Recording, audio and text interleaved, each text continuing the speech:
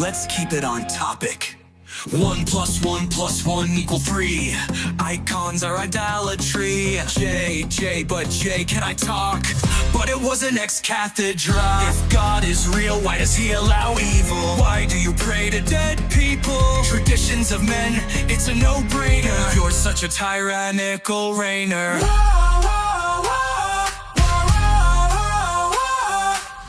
Is this your first time on the interwebs? Think at these low-tier slow boys. Is this your first time on the interwebs?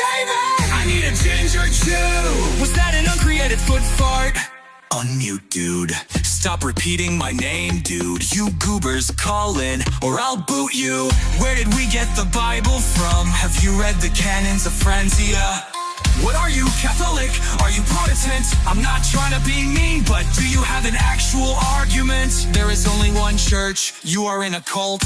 You're a goblin, a demon, a boomer tart. Quick question. Do we have any diddy-back venerators in the chat? Oh!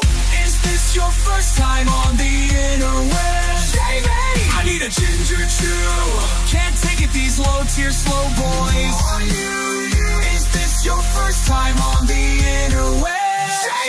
I need a ginger chew. If you're a wine mom, front of the line. Unmute, dude.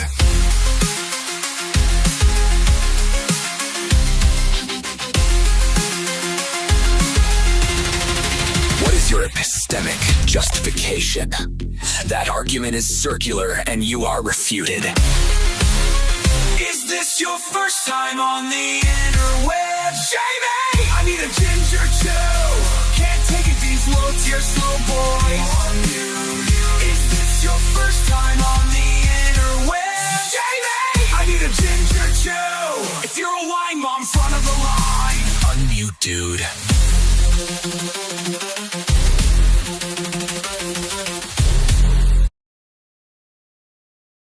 How am I already underwater? Years to keep me high and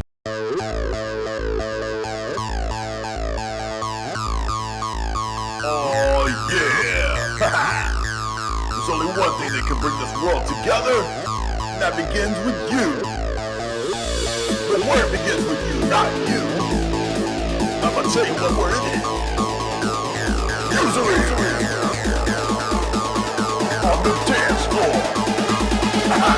Get that ass up. Bankers, get on the floor. Bankers, make the people poor. Bankers, get more paid. Bankers, get more name. Get more name. I wanna see your ass poor. CEOs, yeah, I'm talking to you. Get more hoes, get more paid, get more votes, get more laid. I wanna see the CEOs ruining lives to the beat. Ruin those lives in 141 BPMs. Oh yeah. Sweet cool. Sweet cool.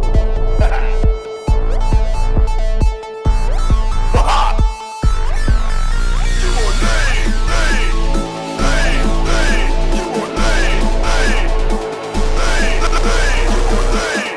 Shake that ass. Shake that ass. Shake that ass. R.A.P.E. middle class. CEOs, get on your toes. Your base. Where's the interest rates? I wanna see the bankers on the floor.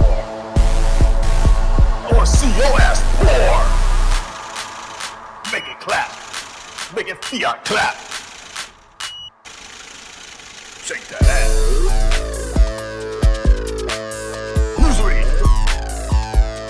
On the dance floor. Aha! Oh yeah! Bankers, get on the floor.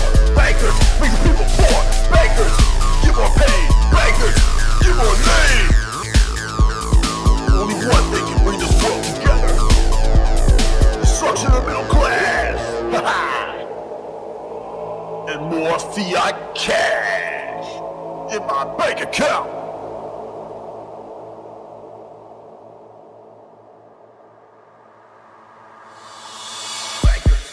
on the floor. Bankers, make the people poor. Bankers, get more paid. Bankers.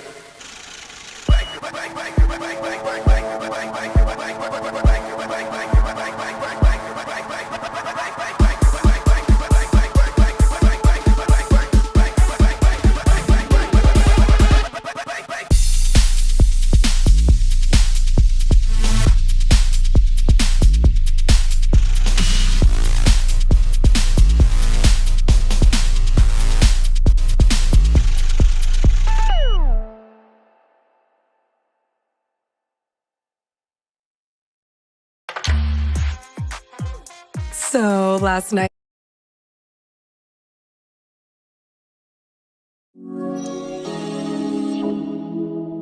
Hey piggy.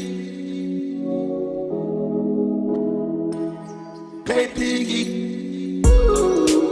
Don't make me go back to that 9 to 5. Wage cut ain't no way to be alive. Don't make me go back to 9 to 5. Wage cut ain't no way to be alive. Ooh. Hey piggy, just give me one more super chat. Hey piggy, just give me one more super chance. Hey piggy, just give me one more super chance. Hey piggy, just give me one. Ooh. When I'm with my boo, one on one miss two, then it mix free. Yeah, we had the baby. She want Versace, she want Gucci. Gotta lay down all my bands on the Lambo, cause she don't like my Volvo, no, no. Yeah, she got a diamond grill on her baby T. But you know, I'm not a materialist, an idealist. I flow with the transcendental argument. Reading Wittgenstein, investigate my girl philosophically.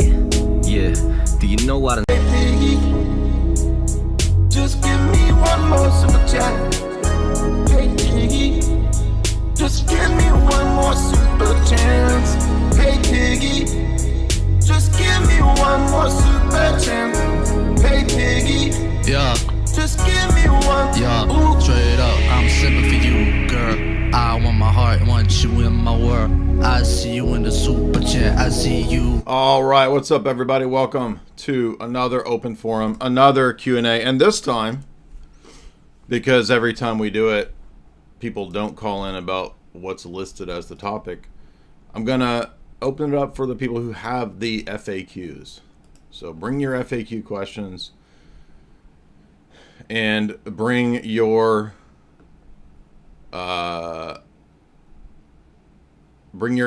tongue talking. Victory. We got any tongue talking evangelicals and want to set us straight, rebuke us? Y'all know how it is.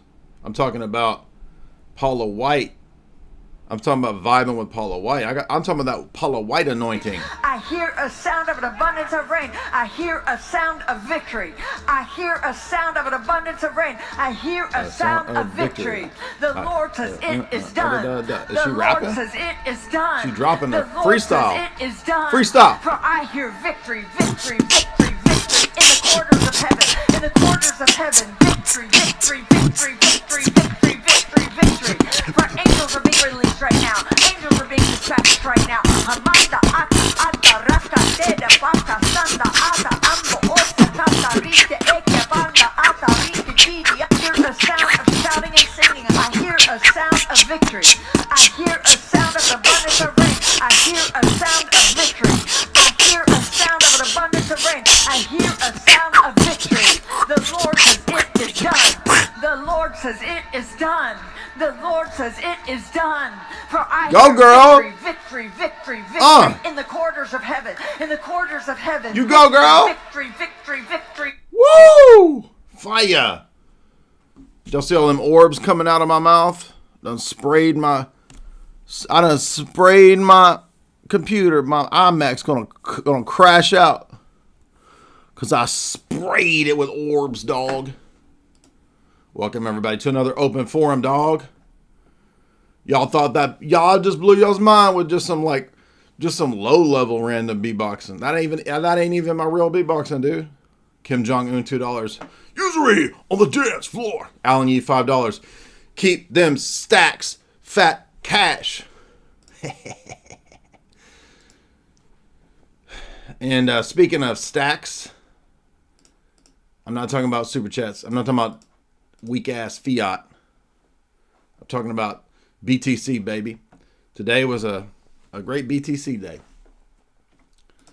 And since all of the bills have been paid, today was one of those days where we got to do a little bit of some pretty big level stacking today, y'all. I hope you're listening. And in the near future, because many people requested it, I did get Saifuddin's book. We will be covering in the near future Saifuddin Amos's book, Bitcoin Standard. So looking forward to that. Also got in the mail, because it's Good Friday, it's Good News Day, it's high level Bitcoin stacking day over here in terms of what I think. I think it is. Shout out to Eddie Bravo, who I'd never heard of this book. The last Eddie Bravo podcast I did with him, when he had me on, he said, you gotta read John Stockwell, dude. I was like, John Stockwell? So I got John Stockwell right here. Not John Stockton. I'm currently wearing tight John Stockton ball gazer pants.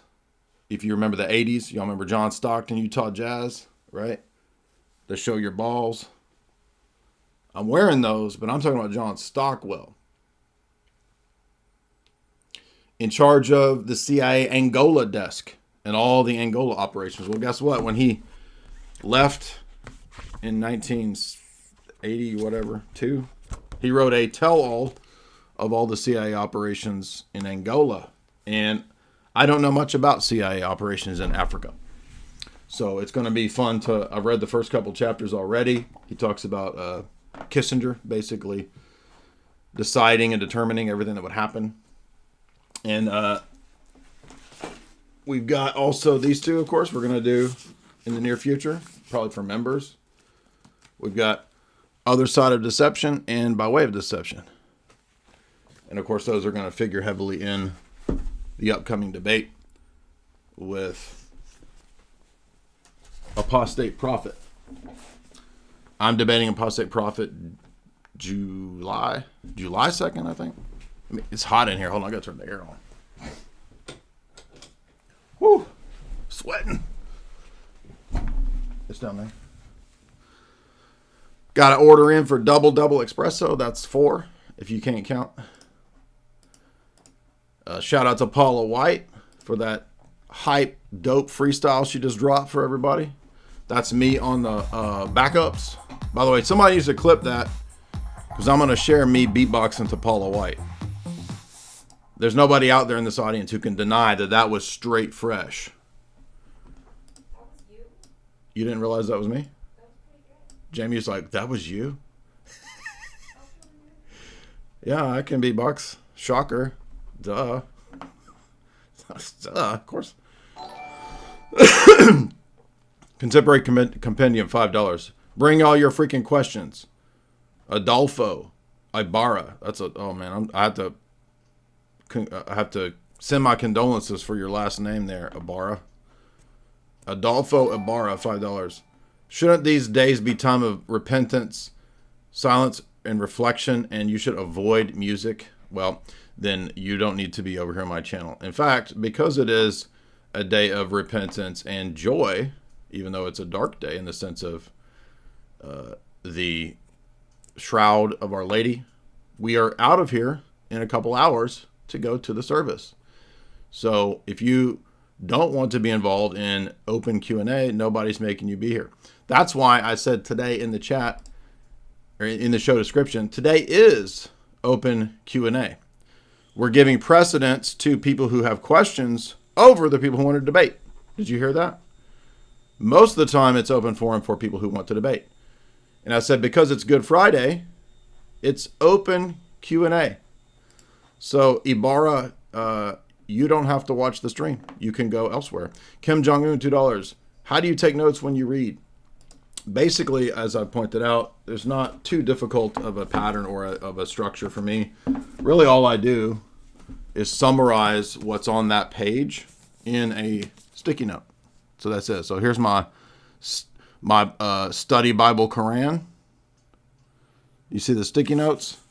So you just summarize what's on that page, and that's it. Allah is the author of the Psalms, you see, according to this section of the Quran. And that would mean that Allah can't contradict if he said the same thing in the Psalms that he says in here, right? So you'll see that most of my note-taking is in that style. It's just, there's no color-coded system. There's no, super intricate method. It's literally just summarizing what's on the page. Here we have, I think this is discussing the early Salafi and Ibn Taymiyyah and these characters. And I underline a lot because if you're involved in a tactile way when you're reading and underlining a lot, it helps you to retain that, I've found. That may not be the same for everyone. And so you can see at the top, I summarize in the sticky notes what's on the page that's relevant so that I can find it more easily when I need to refer to it. That's about it. There's no super crazy, super awesome, secret method to doing it for me. Test tube freak, $5. They're spraying orbs in the sky and shit. They're giving my 5G gingivitis, pyramids deep in Georgia, hood healer on the earth, sweating it. Exactly. I like the way you think. Alexander Kane became a member. Theosis sends $10. Today I clicked to talk. They're in the space to Q&A. Okay, we'll bring you up here in a second. We got 10 people in line already. 8 people, excuse me. What is the account for the transcendental argument? Ryan Clancy, $2. Well, given that the transcendental argument is prior to argumentation, it's an argument for an entire paradigm, and thus it would be a category error to think that the transcendental argument for God is some kind of abstracted conceptual thing that is equivalent to logic or argumentation. It's the precondition for logic and argumentation, but it uses logic, correct. It's that's unavoidable. Every argument uses logic, even metalogical arguments, and that's the point. Servant of the Almighty, $2. How do I start reading if my brain is fried? I would take it easy and start small. So don't, a lot of times people in a lot of different arenas and disciplines, they want to take on like the most extravagant, extreme thing. Oh, I just bought my first guitar. I'm going to learn, all of Jimmy Page's solos. Okay, well, you're probably not going to be able to do that when you just bought your guitar, right? You're going to need to learn the basics. So you got to start small. Don't try to, I just decide I'm going to start reading. I'm going to pick up Brothers Karamazov. Okay, no, you don't need to start there. If you're new to reading and you want to read something simple, theologically speaking, I would say something like God's Revelation to the Human Heart by Father Seraphim Rose. And if you want to start getting in the practice of reading fictional texts, I would say start with Narnia. Yeah, I'm not kidding. Now, I know it's written for kids, but it's also written for kids back when kids were way more educated than they are today. So if you're new to reading, you're probably reading at a kid level. And I'm not meaning to be mean. I'm saying quite literally, you're probably reading what a young grade schooler was reading in England 100 years ago. So take it easy and, work your way up from that to something like, a little more advanced reading texts in both fiction and nonfiction. I would say to be a competent reader or an educated person, it's not just academic text. It's not just... You also need to be able to understand and interpret literature. Because guess what? Significant portions of the Bible are literature. In other words, if God saw fit to speak in various ways in literature and in history and in gospel and in epistle and in proverb, then it stands to reason that perhaps we should be well educated if we want to be educated. Nobody's forcing you. You don't have to be educated. There's no requirement that you have to be, an academic or something like that. Different people have different gifts, and that's fine. There's nothing wrong with that. But if you are so inclined, then I would say start out with reading, something simple in both nonfiction and fiction, and then working your way up to more advanced texts. Abe, $10. Congratulations to all the new Orthodox that received this Lazarus Saturday, and those who will be received at Pascha. Welcome home. Absolutely. Did you know that we had a guy, Father Deacon, I don't know if you heard this, if you're still here. There was a guy who commented and said that in the UK, under one, I couldn't tell if he was saying under one bishop or just one priest under a bishop, they had 200 people brought in this last week in the UK at one parish. 200 at one parish. That's crazy.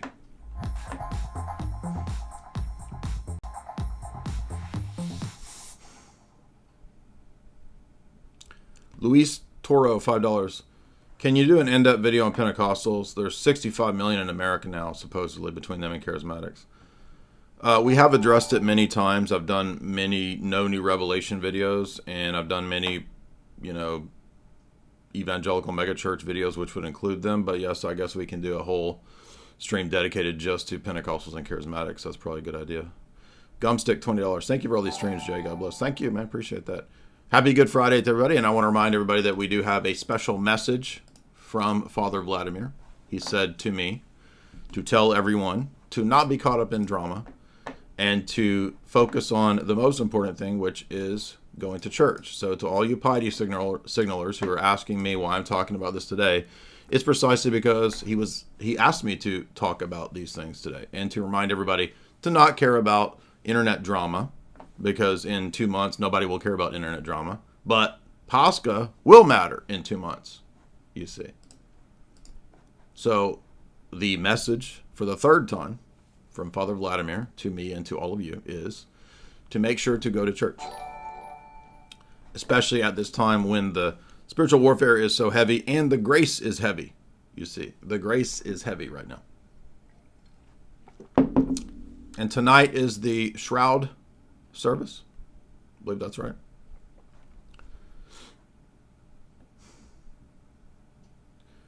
H. Browsy, $10. I went to get a haircut. The dude that cut my hair brought up that fake ass Katy Perry astronaut thing, and it turned into 1 hour of talks about conspiracies. And then it led to the Big 9 event. That's usually how it goes. One event brings up all the other events, and then you're into discussing. And look, the public is not literate. Remember, we saw this with Jose when he called in, and he was reading out stats that like only half of America can actually read pool sign instructions, and not just verbally, like phonetically repeat it, but actually understand the pool sign instructions. I mean, that sounds pretty wild, but I'm thinking maybe it's not that wild. So we're not just dealing with a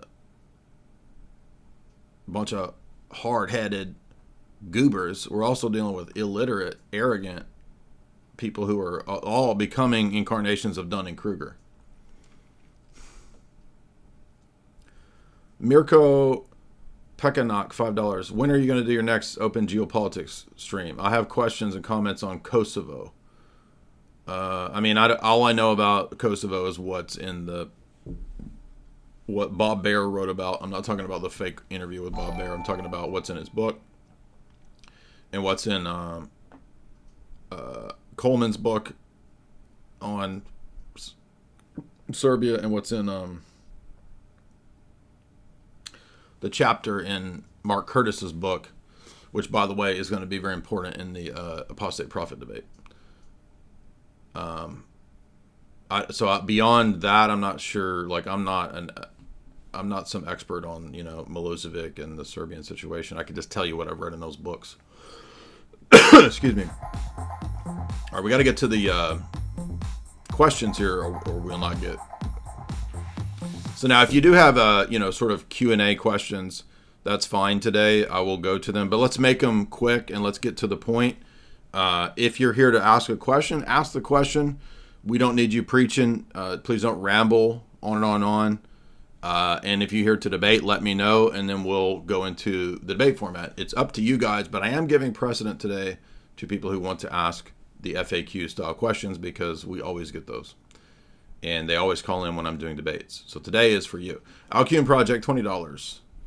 As a Protestant, how come pastors and elders become angry when I ask how come they don't talk about teaching us prayer and fasting and the interpretation of the scriptures, church history, chanting the Psalms? This seems like a common theme in most churches. Well, that's because Protestantism is a sect. So, I'm not trying to be rude to you or offend you, but Protestantism does not have the sacraments. It doesn't have the tradition. It doesn't have the correct canon of scripture. It doesn't have all the things that you're asking questions about. So that's why your Protestant pastor is not going to give you sufficient answers. And hey, it's okay. I've been there. I had all the same questions to my Protestant pastors when I was asking these questions in 2001, 2, 3. Tain't Nothing, $5. Demons is a underrated Dostoevsky book. Yeah, I would like to do it. I've only read Notes from the Underground and Crime and Punishment. And I've read the chapter on, what's it called? Grand Inquisitor. So if you take lit classes, even if you don't read the entirety of Brothers Karamazov, you will have a class on Grand Inquisitor, just that chapter. So, but anyway, I want to read Idiot. I want to read Demons. I want to read the rest of Brothers Karamazov because I really liked Notes from the Underground and Crime and Punishment. We had a whole grad class on Crime and Punishment. I enjoyed it. Chandler White, $20. I'm a catechumen. I'll be baptized at Pentecost as well as with my 4 kids. My wife, however, is dabbling in Mormonism prior to my interest in the church, Orthodox Church. She's resistant to joining myself and the kids. Do you have any advice?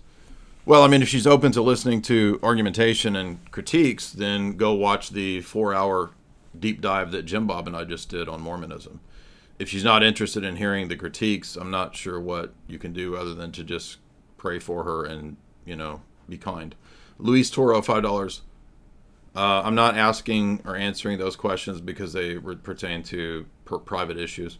Jonathan Kelly, health issues. Jonathan Kelly, $5. Tripoli mentioned you on a Shields podcast. In the appearance, he talked about geopolitics. Is there an appearance about geopolitics in the cards? It depends on where they want to go. Because I'm not pro Tiny Mustache Man, so I don't know how committed he is to his oddball pro Tiny Mustache Man positions. Brian Ramirez, $5. What are you and Apostate Prophet going to debate? Whether the Western intelligence agencies, including all of them, have been involved in funding ISIS and Al-Qaeda, funding, arming, and training them. Lawrence John, 50 Knox. Happy Pascha to you from a Romanian Orthodox in Norway. Thanks, man. Appreciate that. Same to you. Whenever I see the Knox currency, which is, Nordic currency, I always think of North Korea. I don't know, because it's NOK. And I'm like, how are they sending me 50 North Korean currencies? Anyway, all right, let's go to open chat. Today, again, is to remind you guys, precedence given to people who have catechumen FAQ questions, because those people always call in when I'm doing debates. So today's for you guys. If you do want to debate, you can still call in. I will still engage you in a discourse if that is what you'd like. But let's keep it quick. We don't need 50 minutes of me rambling. Just get to the point. What's up, Sapphire? Hey, Jay. What's up, man? I have a quick question about Christian ethics and specifically forgiveness towards others.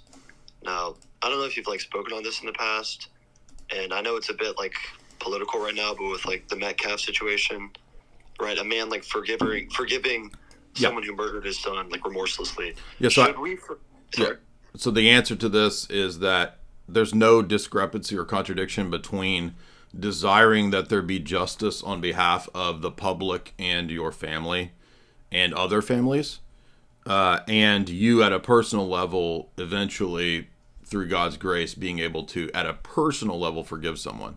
So both of those things can coexist at the same time, because if we're, think about it, if we're dominated by the principle of love, it's very similar to when the Muslims asked Cyril and Methodius, how do you maintain the commandment to keep Christ's love, but also you fight against Muslims in warfare and defend people? And the Saint Cyril and Methodius said, to give one's life for another, even in battle, is an action of love. And so there's no discrepancy between loving and forgiving your enemies on a personal level, and at the same time hoping for divine justice and self-defense. So, like, a judge can love a criminal but still, like, justly sentence them, if I'm understanding that No, right. he has a duty to. It would be a crime against justice to not hold to the law. Mm-hmm. And likewise, if the father of this guy does not want justice, then that's actually a crime against the rest of society. Yeah. Thank you. Yeah, so it cuts both ways if people want to try to use this as some... And by the way, a lot of people are cowards. And cowards will use supposed forgiveness and tolerance and love for a cloak for every bit of wickedness, every bit of cowardice, and every vice. In fact, even some of the saints and elders point out that a lot of people's piety is a cloak for their own cowardice and their own vices. Jeremy? Hello, Jay. Hey. Hey, my question is, in Orthodoxy, is there certain things that you're not allowed to consume, such as like pork, alcohol, medicinal cannabis? I don't think there's any set law on pork and foods. Why would we not eat pork? Paul says that every food is cleansed by the word of God and prayer. All right, well, thanks. So we're not Muslims. And then the other issues would be more of an individual situation about whether you can have medical cannabis or whether that's a right fit for you. I believe that it is a medicinal plant, and I don't think that there's anything inherently evil with it. And I'm sure that other substances as well, right, could be used in medicinal ways. That doesn't mean that I'm saying that you should get, drunk or should get messed up or should lose your, faculty of reasoning. So in my view, it's not really the substance itself that is the problem. It's anything that causes you to lose your reasoning faculty such that you can no longer function in a, rational way. That could then lead you to doing something worse, right? So it's not like there's some blood alcohol level content that once you get over this percentage, now it's a mortal sin. That's like a ridiculous Roman Catholic attitude. It's rather that it's not the problem in the substance, it's the problem in you in a non-judicious, wise manner, using the substance to put yourself or others in danger. That's where it becomes a problem. That's why people who, engage in too much drinking and wreck can be guilty of manslaughter, in a drunk driving accident or whatever. So, but everybody, I think, wants to have this kind of like legalistic attitude of like, oh no, tobacco itself is wrong. Oh no. Well, all the people who argue that pretty much are, they're totally inconsistent. When you start arguing about something inherently being wrong or bad and not in other contexts being profitable, it's missing the point, right? All things are lawful, Paul says, but not all things are profitable. So it's a matter of how and why and when it's being used, right? So in some cases, one action can be virtuous, and in other situations of the cases, the same action can be a crime. And that's why you have law courts that have to determine, and you don't just have everything in a black or white scenario, because not everything is some easy black and white scenario. It's just kind of like obvious common sense. Spirit led, what's up?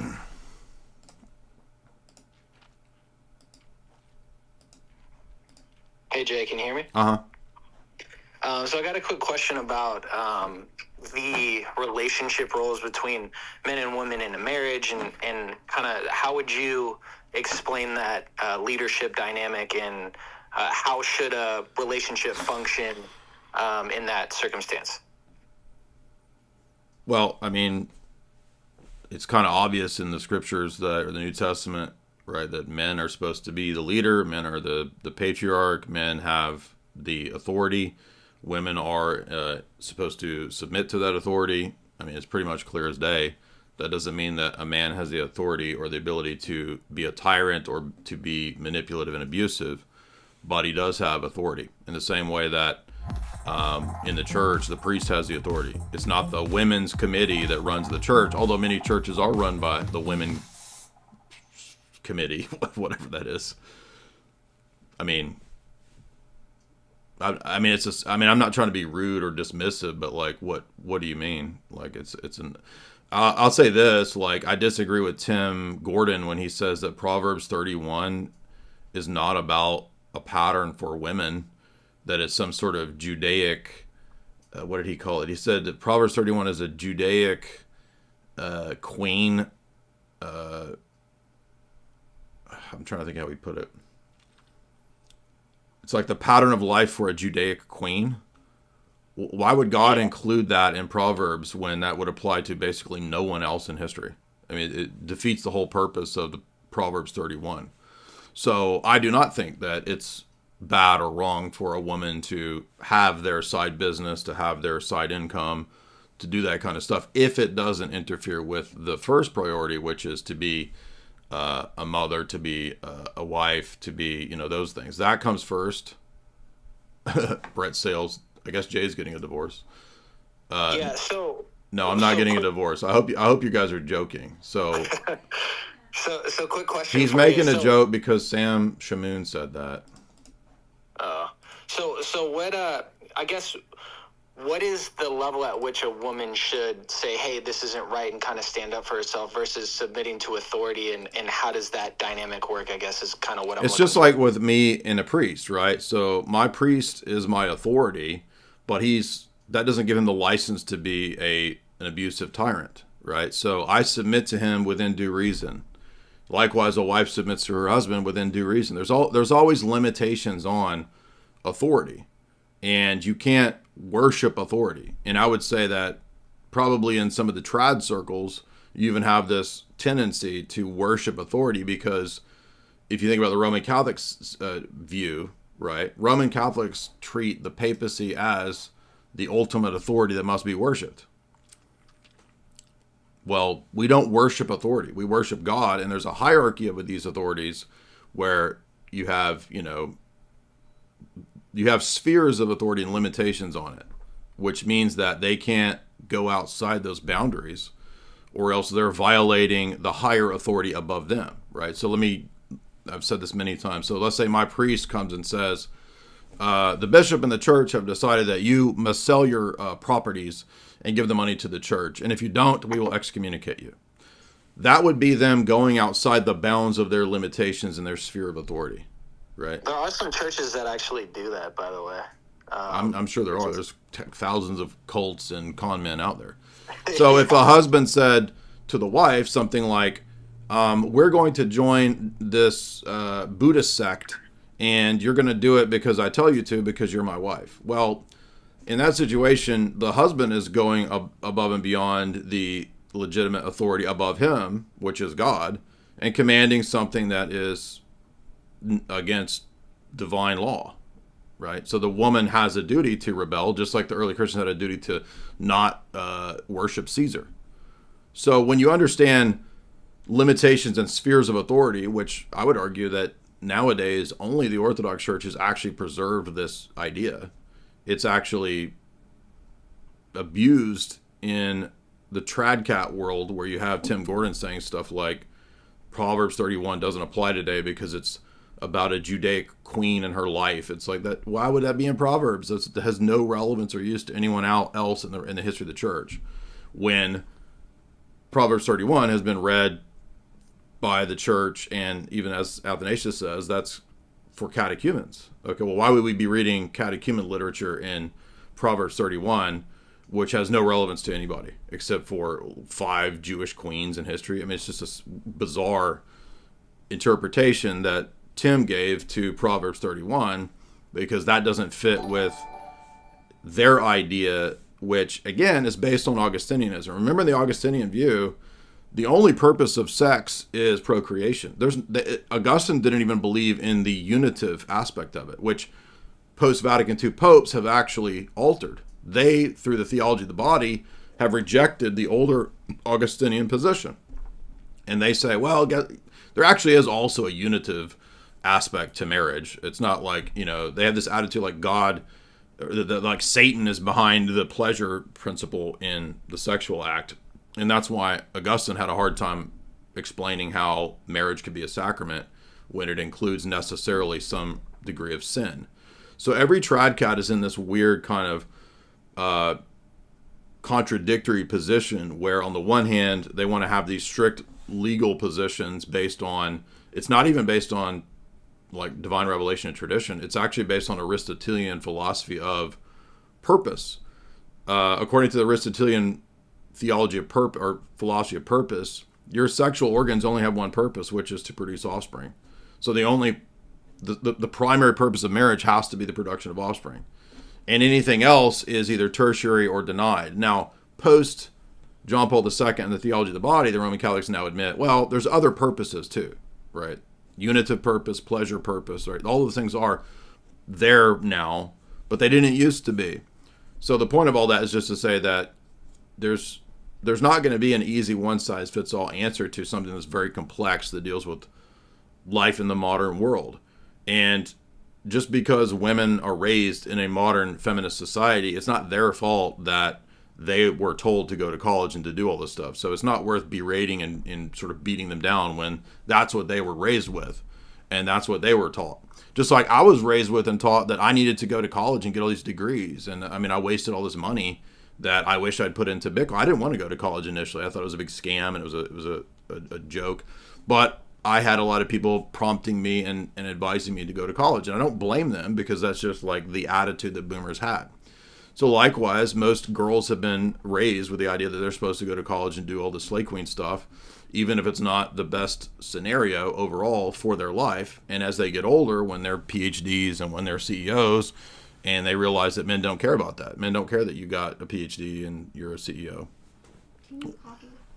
So Jay, just to kind of follow up on what you said. So hold on. And to balance that out, that's the nuanced view about women. And then at the same time, though, you have in the church all of these people who are wusses and emotionally led, and they want women to teach, they want women to be priests, they want women to do everything that men do, they want women running the church through their stupid parish committees or whatever. All that stuff is cuckianity, and it even exists in the Orthodox world, unfortunately, because it's everywhere. Yeah, that's hilarious. But so I guess my follow-up to that would be, as a leader in a relationship, it's important for you to know what God deems right and wrong. So it's your responsibility to also know as well, right? As far as, because sometimes women will just say, oh, I feel like you're being really mean, or I feel like you're being this way or that way. And that's not necessarily like abusing authority for a woman to just simply feel like you're being harsh, right? So I guess, how do you kind of define that, and how does that dynamic work? This is such a vague question. Like, no, of course, a woman feeling like you were mean doesn't mean that you did anything wrong. So I don't understand what you're wanting me to answer about. Like, well, it's because in the Bible it says don't be harsh. So I guess how does the Orthodox Church define harshness? There's not going to be like scientific definitions and scholastic definitions for every single term when it's about applying. So it's like, Father Deacon made this point a few months ago about one of Andrew's debates on whatever. And they were trying to trap Andrew, and they said something like, what if the human race was reduced in number in an apocalypse? And I don't remember exactly, but it's something like, could polygamy be vindicated in a situation where the human race was reduced in numbers or something like that. And I don't remember how Andrew answered it, but the point of virtue ethics that even Aristotle points out is that there's not a black and white, like, set response or answer to every single situation. That's why the scriptures lay out what are called case laws, or patterns of law based on a case. And because life is complex and complicated, there's not an easy, simple answer to every single problem. But a lot of spurgs, I'm not talking about you, but a lot of simple-minded young people, they think that the Bible is a rule book where I can go and find, and they do the same thing with canon law. I scroll through and I compile together in a bunch of quote mines all the answers that are black and white for every possible difficulty or scenario in life, right? And then they assume that you just have an easy answer. That's not how law works. It's not how it works in the secular world. It's not how it works in biblical law. There's no black and white easy answers. There's not going to be the saint who defines dogmatically for you what counts as being harsh to your wife. It's just a lived experience. The whole point of what FDA's answer was to the dilemma that they posed to Andrew on whatever, like a year ago, was that it's not a black and white. There's not an actual easy black-white answer to that, because in some situations, the only answer to a moral dilemma is the wisdom that a virtuous man can apply to the situation, you see. And that's what you see, for example, with Solomon. When Solomon is presented with the two prostitutes fighting over the baby, does Solomon have a case law that tells him the black and white answer? Here is what you do when you have two prostitutes fighting over a baby. Oh, here's the Mosaic. That's the Talmudic idea, that you can have like an actual answer to every single possible problem, right? It's silly. So you need wise men with discernment, like Solomon was a wise man, who applied the principles of the law to the scenario to say, we will chop the creature in half, and half goes to one hoe and half goes to the other hoe. And that was the means by which Solomon was able to demonstrate who the real mom was, because the real mom would be willing to give up her child and to lose it. See, so there's no case law that tells you how to handle chopping up whore babes in disputes. You see? Yeah. No, I appreciate it, Jay. I yield my questions for now. Thanks so much for your time.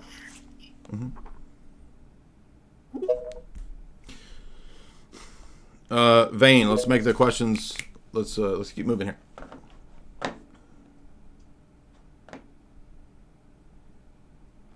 Labor Republican, $10. Happy Good Friday. Would you debate a Marxist?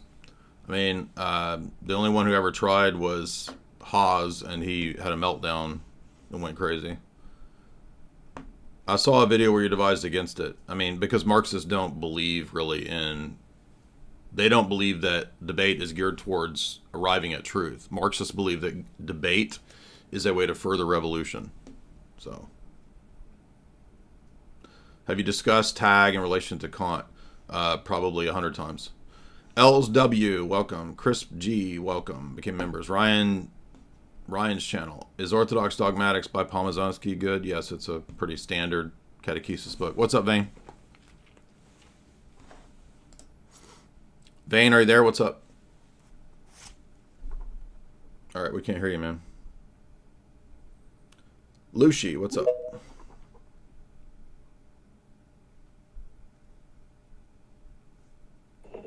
Hello. Hey. Hi. So I have a question from a friend here. He's Catholic. He essentially believes that the Filioque is the Orthodox understanding of the Trinity, and he quotes specifically the Council of Florence.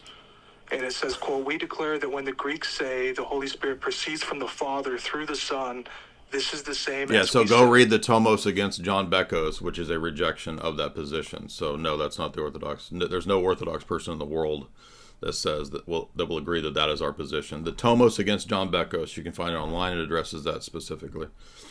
I can't read your name. What's up?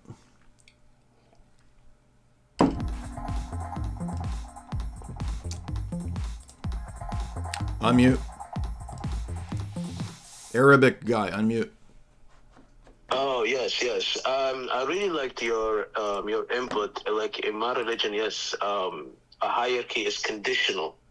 Like I think there is a conditions for a man to be the head of household. Sometimes a man can lose. I don't know if you agree with me. I think we agree on that. A man can lose his position as the head and the king of the house if he's like, if he's married to a woman, but he's a drug addict, alcoholic. Oh yeah, that's actually an Orthodox canon law that you can lose that position. It's not a infallible position. Yes, it's not like a lot of husbands are not indefectible, right?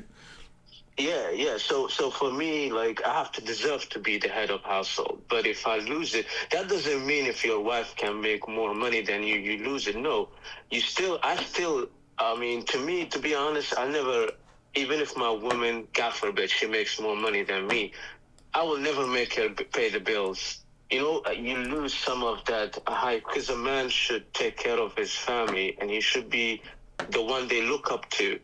But then a man can lose that position. And also you said any authority. That's why I don't worship authority. It's conditional. Yeah, exactly. Correct. Yeah, absolutely.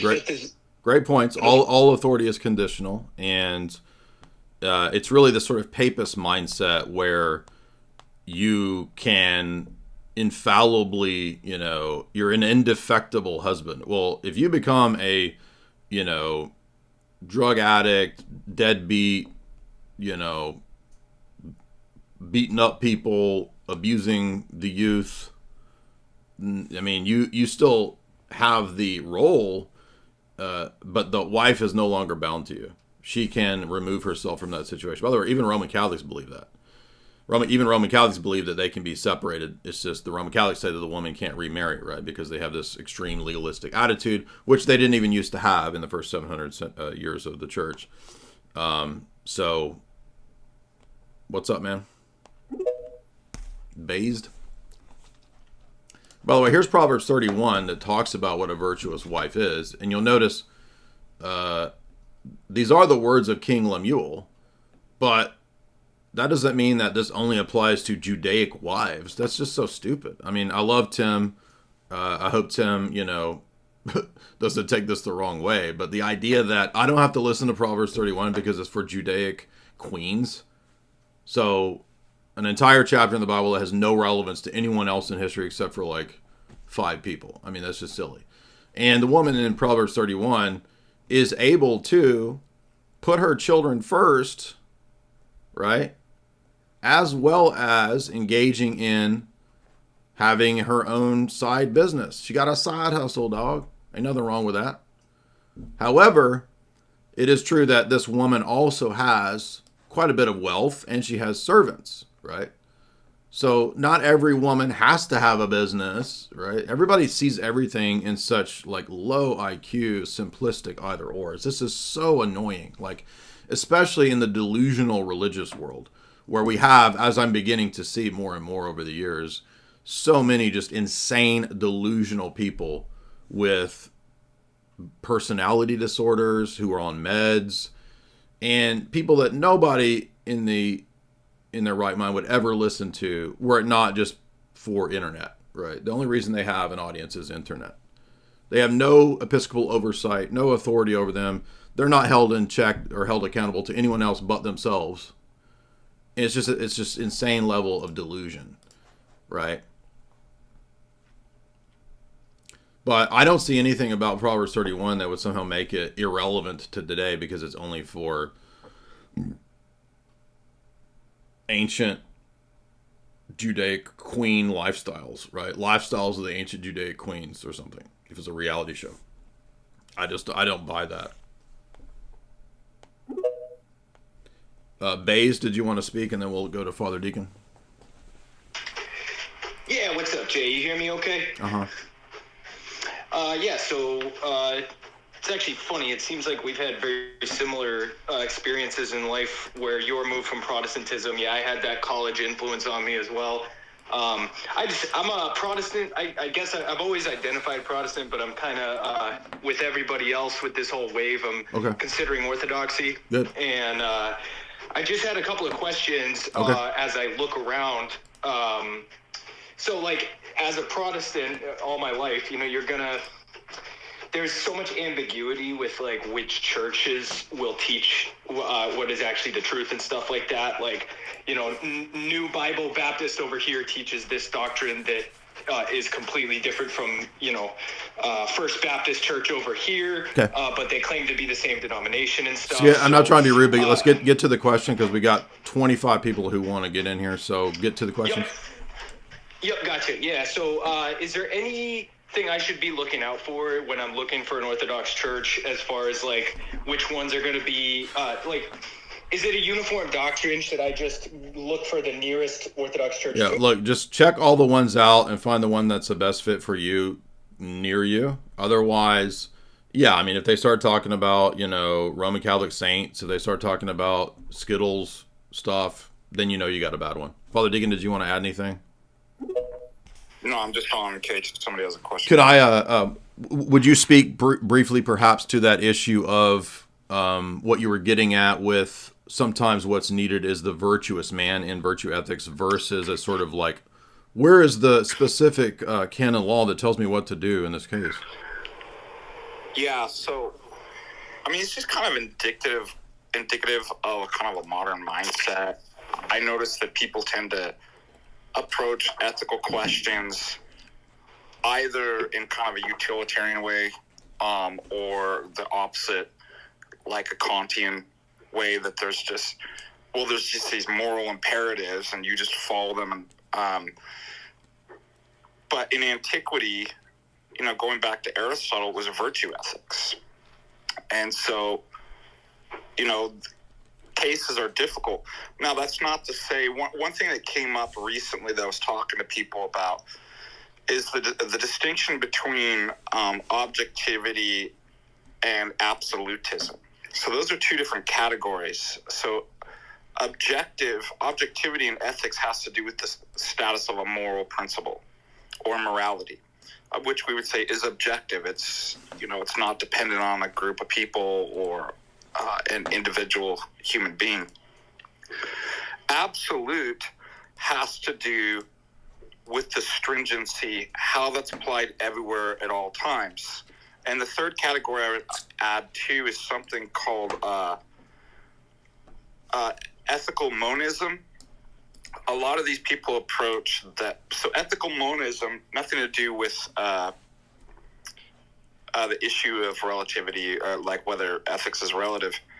That has to do with, is applying moral principles only applied in one way and at all times? So Orthodox would be what's called ethical pluralist. And so what we would say is that, yeah, there are objective moral principles. How that's applied and how that looks in different situations, cultures, and times will differ. For example, the love of your parents or something like that, or a neighbor, that's objective, and one will appeal to that. But how it gets out in the details in a particular culture might look different. For example, you might offer a dowry of a cow to, in terms of respecting your elders or something in marriage or something. Obviously, we don't do that. But the objective principle is, respect of one's elders or something like that. So anyways, on these kind of nuances and difficulties, there is no kind of formula that's applied at the same degree, at the same way. And so it takes the wise man who's acquired. And this is why Spurgs can't get this, and they have a hard time with it. Yes. And I love it, too, because the scripture says God hides the wisdom from the wise. That to get the answer is to become like God. It's not to get the formula and then we just mechanically work through. And so it's actually great that the Spurgs, it annoys the Spurgs. It's like, yeah, it's not available to you. Like, that's not how the world works, and that's not how faith works in the church. Right. Well, to placate the piety signalers, we got to hurry because I have to go to church. I know that some people love to tout and do performances of their prayers and talk about church, but I'm trying to get out of here before 4:15. I'm not talking to you, Father Deacon. I'm talking to the people who are fussing about why I would do a stream on Good Friday. Well, guess what? I'm going to church. So does that satisfy all you piety signalers? Do you want me to take the live stream into the church with me? Would that make you happy? Why don't you all go to church and stop fussing? H. Brazzi, what's up, man? Let's make it quick. Let's move through the questions so that I can get to. There's over 20 people in line.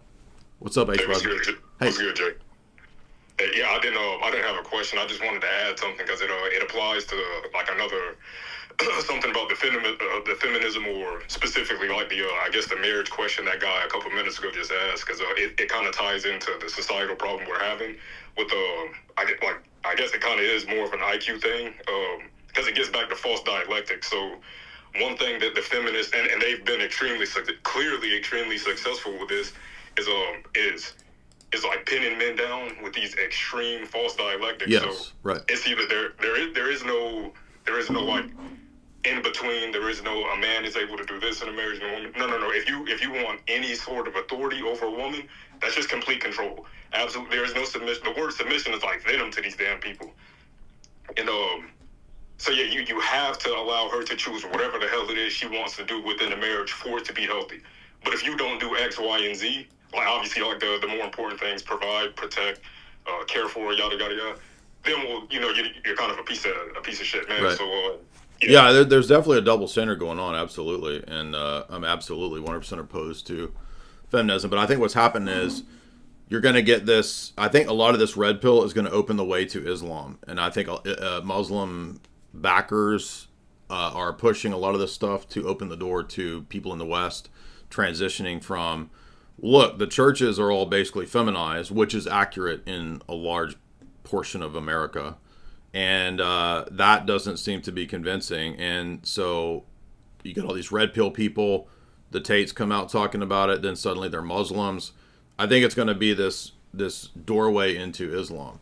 Now, to the guy in the chat who's talking smack about autistic people, Dan, you're welcome to call in because I don't know if you are aware of this. Father Deacon himself has conferences geared towards helping young theology nerds not be that way. So you're bitching about the very thing that we address all the time on my channel. The Discord has, since its inception, had clergy in there directing people to parishes. It's a complete lie that people say that all the ortho bros, it's a totally online movement. Nobody actually goes to church. I go and meet these people at the churches. It's just not true. It's a lie. And it's a lie because we don't know. Anybody can create Twitter profiles. Anybody can say anything they want on the internet. And then a bunch of liars then repeat the lies that, oh, ortho bros, they don't even go to church. I heard Dyer doesn't even go to church. Even though I've had my priest on many times. It's ridiculous. Father Deacon just came down here to my church and we did a conference. We did an icon conference at the parish, which is made up and doesn't exist, right? Fake conference, fake church, fake ortho bros, right? It's all ridiculous. Lord Sid Cup, let's make it quick. What's up?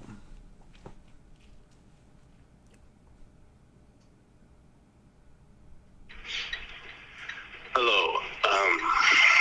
What would your advice, Father Deacon and Jedi, be to someone who struggles with purpose and meaning in life? I mean, go to church. How's that? go to the Orthodox Church. Jordan, what's up?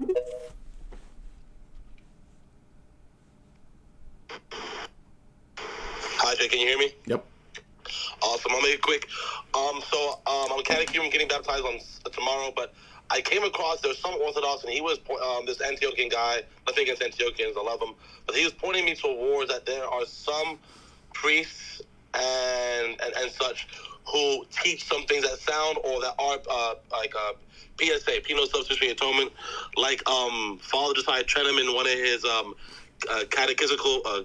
catechumen classes on the creed, and on the part where it's on Jesus is God, and then Daniel Sisovac in the law of God speaks about like Christ taking on like the like or not just suffering, but taking on something spiritual in the suffering. So my question to you is there some sort of like middle ground between PSA and or like just the Orthodox position, like just say not So PSA? again, let's be clear here. Penal substitutionary atonement is a Protestant classical Reformation doctrine. Language that's used by a Orthodox priest or church fathers that talks about the penal aspect or a substitution aspect does not equate to the Protestant doctrine of penal substitutionary atonement. And everyone is getting hung up on language and word concept fallacies and reading Protestant baggage into the terminology. And it's entirely possible that an Orthodox priest can do that as well. We live in a culture where you've got people converting out of Protestantism into Orthodoxy, and they may still accidentally have some of that baggage. I don't know, because I have not seen the catechetical talks in question, but it doesn't matter, because we already know that there is no possibility in Orthodox theology for there to be a commonality of the penal substitutionary imputational doctrine. That is not possible. That doesn't exist in the Church Fathers at all. You can find language that's legal. You can find language about substitution. That does not equate to the second person of the Godhead being damned. That's not possible. So that should make it simple for everybody. And go listen to all the talks and lectures that I've done on PSA. Jack, what's up?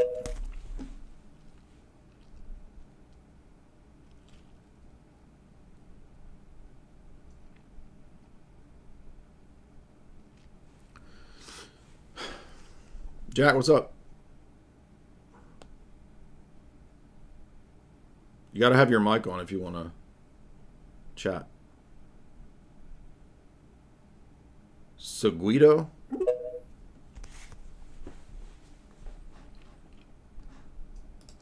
We got a super chat from Tojo Hog. What do you think about old calendarists? I mean, Rocor is old calendar. So do you mean schismatics? Avoid all schismatics. Odd Harvey, $3. Additionally, my sister said she consulted with her reachers. Reachers? What does that mean? Are you talking about Mormons? That concluded that when Paul said women should not lead, that was only for that time. I mean, who cares what some Protestant says? Hi, Jay. Did you give me the mic? Yep.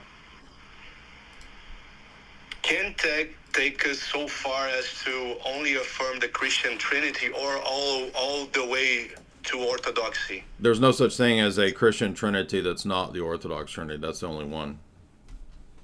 I just converted from Protestantism, and a lot of friends keep asking me. And so the Trinity is not a doctrine that's shared by Roman Catholics, Protestants, Orthodox, and everyone else. There's a term that they believe called Trinity, and there's some things that line up, but you don't have the Trinity without the energies. There is no doctrine of the Trinity without the energies. And if you understand Orthodox Trinitarian theology, you know why that's the case. There's no other way to know the Trinity or experience and live in the life of the Trinity without the divine energies. So, no, there is no... Now, they might be inconsistent and have partial truth, right? A Protestant could have partial truth about, I believe in three persons, one essence, so that's the Trinity. But that's not the Trinity. There's more to the Trinity than that. There is only the Orthodox monarchical Trinity doctrine that it has the energies doctrine. There is no doctrine of the Trinity without energies. Jose, guys, remember, let's make it quick. If you have a question, ask the question so that we can move on to the 20 other people.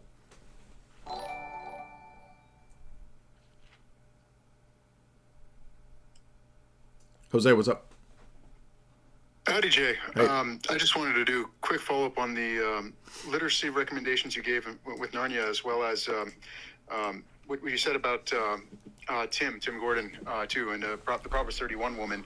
So I know in terms of, I agree, the Narnia books are fantastic. And another book that right after it that I also consider probably one of the greatest works in English of the 20th century is Watership Down. Which is also a strong recommendation. And for adults, it is made for children, but for adults who've not read it, you will love it as well. It's essentially, I mean, it's like an epic, but written for children. So if one wants exposure to build up the muscles to be able to read an epic aimed at adults, Watership Down is an excellent place to start. And you were correct too on the Cosmic Space Trilogy, the second book. Yeah, it's very heavy in the classics, and so for those who want to get exposure to the classics, I bought. There's a set called the Junior Classics. The first edition was in the 1910s. The second popular edition was in the 1950s, and Castalia Library is publishing the third edition currently. There are 10 volumes, 8 with the Castalia ones because they haven't published the 9th and 10th one yet. But it's essentially a collection. It's like a collection of various excerpts from the classics that are aimed at children. Well, originally it was aimed at children between 6 and 16. So for those who don't have, for those who are among the, majority illiterate population, that would be, if you're interested in being able to read the classics, that would be the place to start, because it's literally, there are plenty of stories there where they selected stuff specifically for 6-year-olds.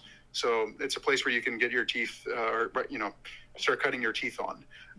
And I would, and that would definitely help if one was to go through the Cosmic Space Trilogy. Having gone through that, you'll be able to get through the second book easier. Awesome. Yeah, appreciate those recommendations. And everybody check out Jose when he calls in over on Coattail Streams. Now, before we go to this, I want to address the guy who was fussing about the music.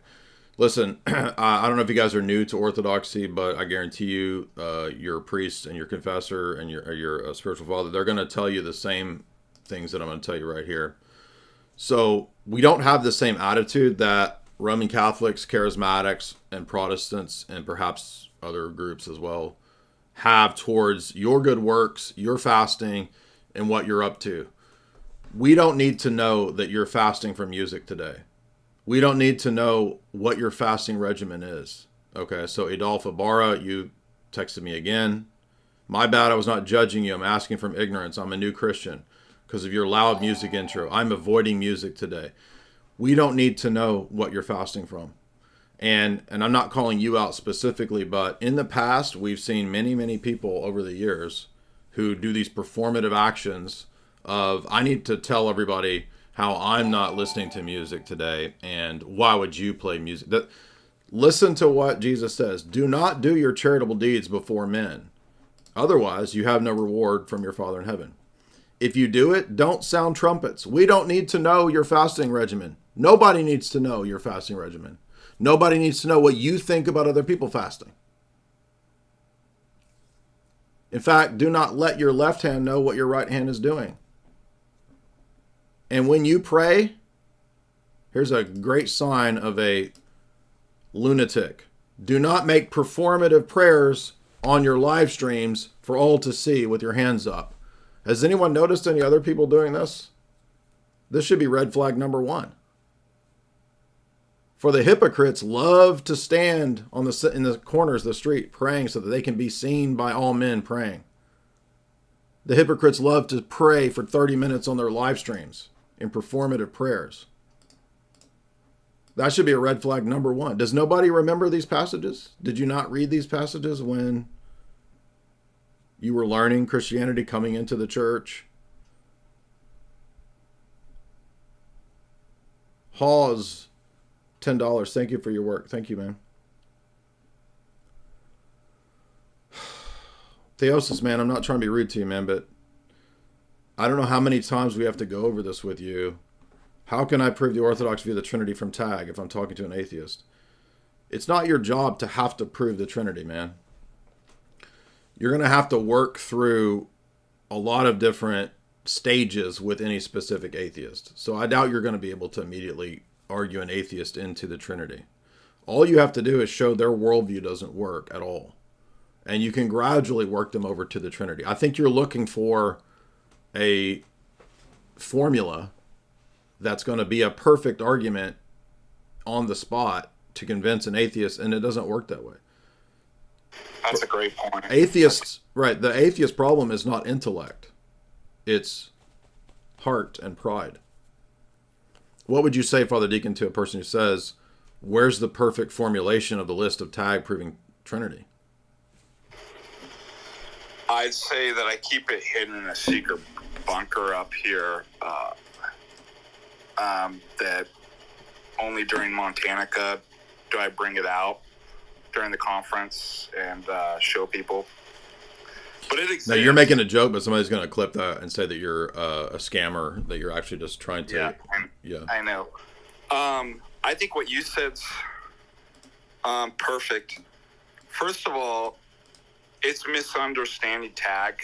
Second of all, I like what you said, that the easiest way is just to show that is defending orthodoxy by showing that their worldview of accidentalism cannot make any knowledge statements or account for anything. Number three, it's exactly what you said and what you and I were talking about the other night. These people just ask me like, well, I want to see how he proves the Trinity, lay it out in a premise format. I do that. I even do modal logic, second order logic and stuff, and work this out and all the details, and it never convinces any of these people. So that's what this gentleman has to realize. You're not going to convince them. You can maybe start by just showing that their worldview's bankrupt, but you're not going to be able to figure out an argument that's the silver bullet that like nobody could object to, and it would just convince everybody. It's not going to happen, even if there is the argument that exists out there. Hushtones, $50. Experiencing my first Pascha. I'm a catechumen. How can I be a solid layperson supporting my clergy and be a friend to other lay people? I mean, just continue to be friendly. I appreciate the super chat. I just don't know how to answer that. How to be a solid layperson? I mean, if you're new, I would just take my time learning the theology and don't get overzealous thinking that you have to go out and debate everybody. Not everybody has to do what we are doing over here, right? You don't have to debate people. Theosis 10. Tag is perfect to shatter atheist worldview. Orthodoxy offers the gospel. I would love to bridge the categories. Well, then just learn both and apply what's appropriate at the time, right? So it's going to take time for an atheist to have his worldview kind of broken down, and then for him to like gradually begin to consider orthodox metaphysical claims, right? But remember, it's not an intellectual issue that people have. It's a heart issue. I would say just keep going to church and be friends with people, and support your clergy as long as they aren't teaching or telling you to do something wrong. I'm new. I love my faith and my parish. I'm new to church life. Well, good. You're going to have a good time. But everybody should be prepared, too, that the church, clergy, and people will let you down. You will be let down eventually by somebody, right? And you have to be prepared that when you come to the Orthodox Church, it's not honeymoon and there's no more problems and everybody's saints and everybody's cool.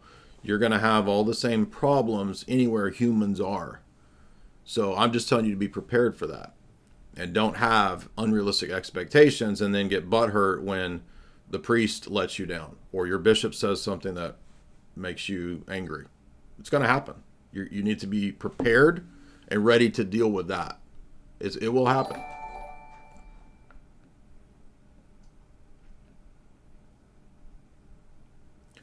Alessandro Perez, $5. Jay, some of my church friends said there's a difference between a heretic and a schismatic.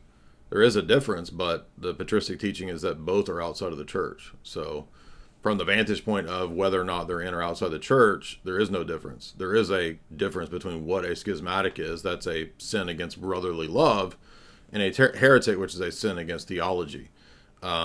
Whether Orientals are schismatics or heretics depends on whether they would agree with the... a lot of them will admit that the Fifth Ecumenical Council is theologically correct.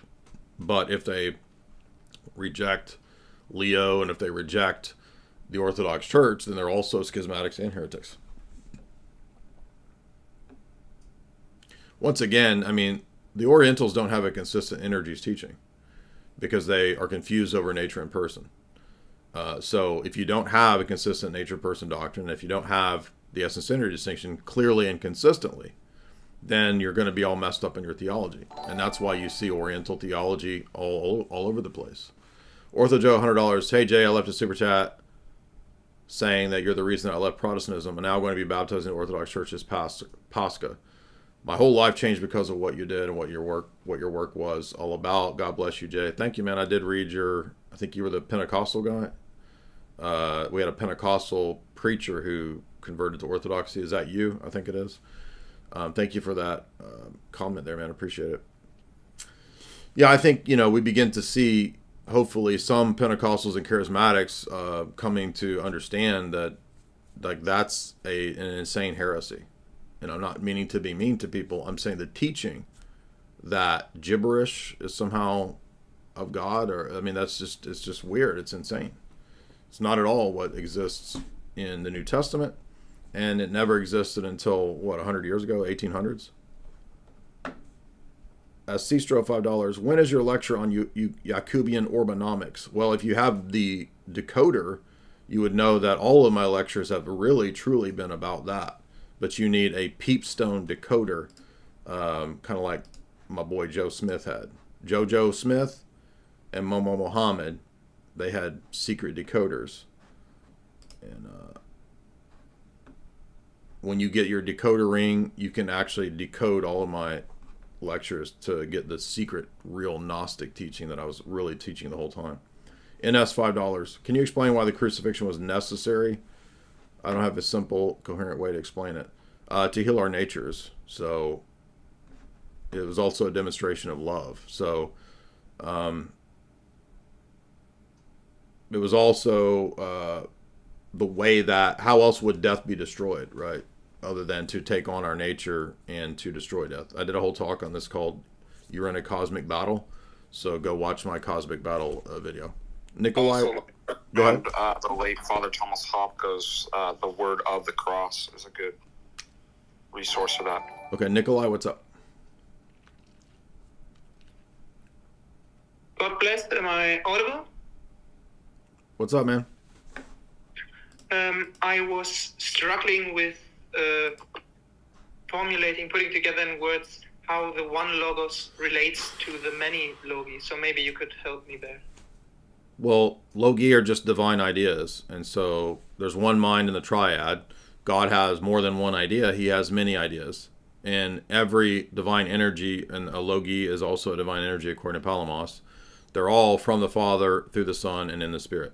So they're all triadic, and they are uniquely manifested through the Logos as it pertains to, in this case, the created order, if you're talking about the Logos' ideas for creation. So God created the world through the Son, as the New Testament says many times over. And it's based on the divine ideas that he had for the created order. And the Son manifests all those ideas. Thanks. Mm-hmm. Yep. Now, guys, remember a lot of these questions, and I'm not faulting that guy or the people that are asking the same types of questions right now in the chat and in the super chats. If you go to my channel, you can go down to the bottom and you can see where we lectured through the entirety of On the Orthodox Faith. And I'm not trying to be dismissive, but a lot of you guys call in and you ask the same questions over and over. And I don't blame you, because I understand that you're new to these topics. But if you come down here to this playlist, that's why I made this playlist. There is this entire series here going through On the Orthodox Faith by John Damascus. We walk through the entire book. We go through the essence-centered distinction down here, even in Athanasius. We go through Father Seraphim Rose's book 7 years ago, right? We walk through a lot of transcendental argument stuff down here. So remember, there's a playlist that's been up for 7 or 8 years with almost all of these questions already there, right there. But if you have a question, that's fine. Let's make it quick. Let's move through it. We don't need, I'm not trying to be rude to you, so don't get mad at me, but we don't need a backstory. We don't need to know about, all your history and all that, because I want to give the 25 people in line here a chance to come up.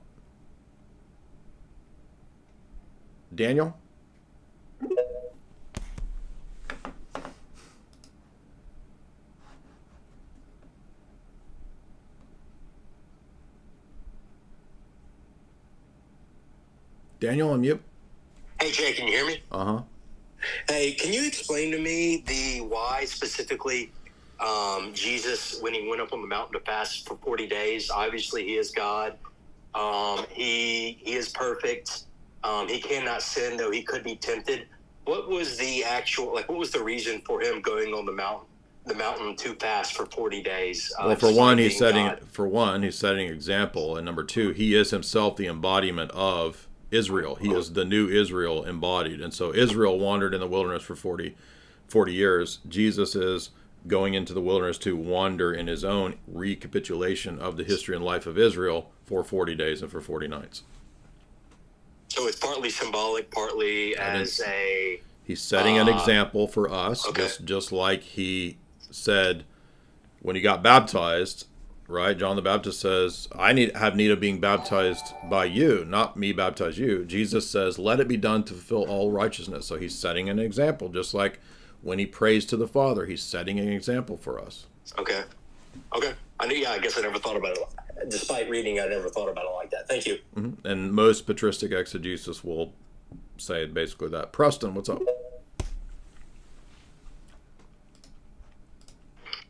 Hey, Jake, can you hear me? Uh-huh.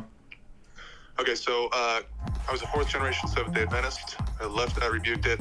So coming from a restorationist background, could you help explain the Ark of the Covenant with Mary kind of theology and orthodoxy? Did you watch my 40-minute talk on it? No, I just discovered your videos pretty recently.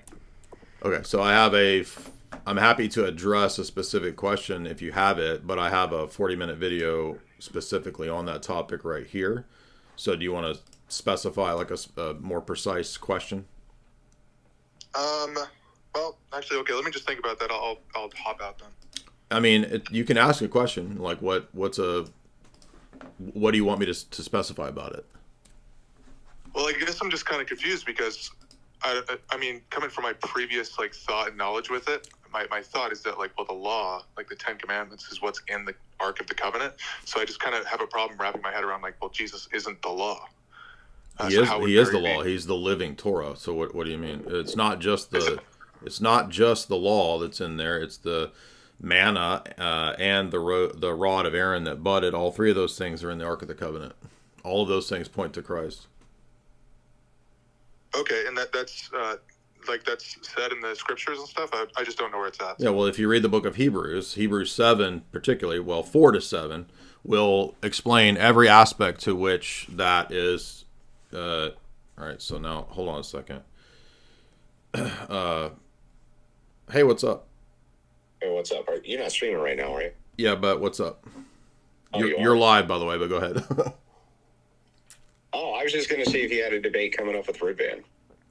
I have a debate June 2nd on Western intelligence funding for ISIS and Al-Qaeda is our debate, June 2nd. June 2nd, okay. But I am live, so be careful if you don't say nasty words or something. But I mean, I usually only call you because I know that it's okay for me to say nasty words. Great, mean things. And you don't care. Right. All right, man. All right, that's all I wanted to know. Thanks. Yeah, June 2nd. So when is your debate? 2 weeks? Yeah.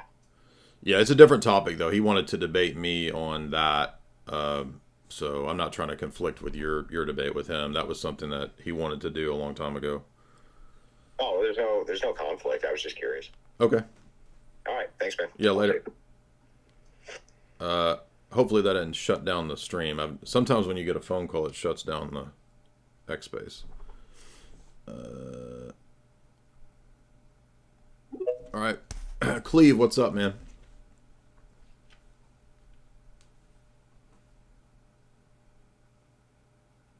Unmute. So this Protestant guy's been wanting to come and debate for a good while now. Cleave to antiquity. What's up, man?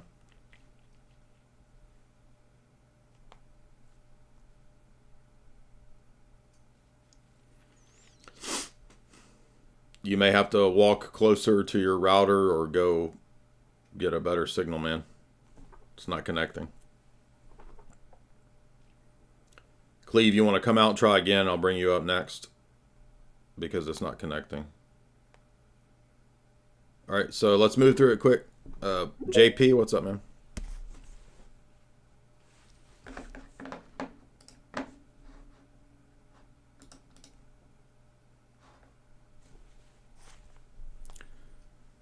I wonder if that shut down the stream, taking the phone call.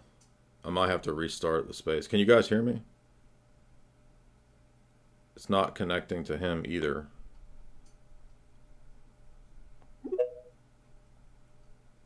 Macarius, can you hear me?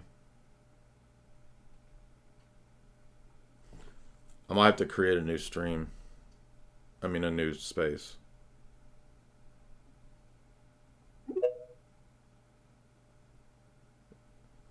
It's like it's not connecting anybody now. Father Deacon, can you hear me? All right, well, I'm going to have to, I guess, create a new space because that shut it down. I should have remembered you can't take a phone call, but I forgot.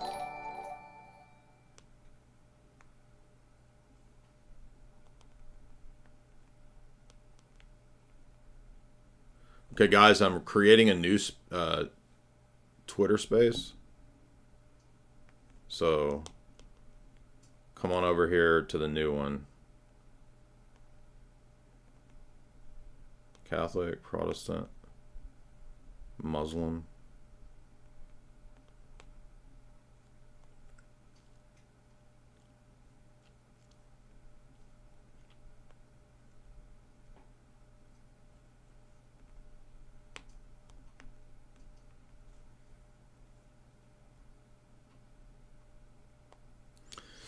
Okay, I made a new space. I'm gonna put it underneath the previous space, and you guys can hop in there because I think me taking the phone call automatically shuts down the space.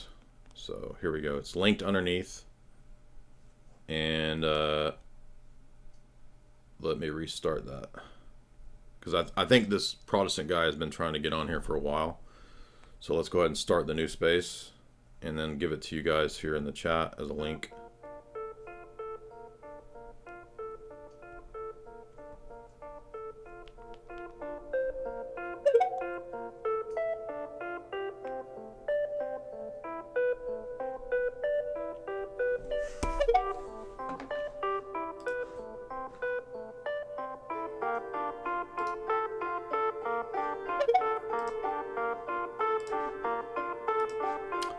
Okay, here's the new space.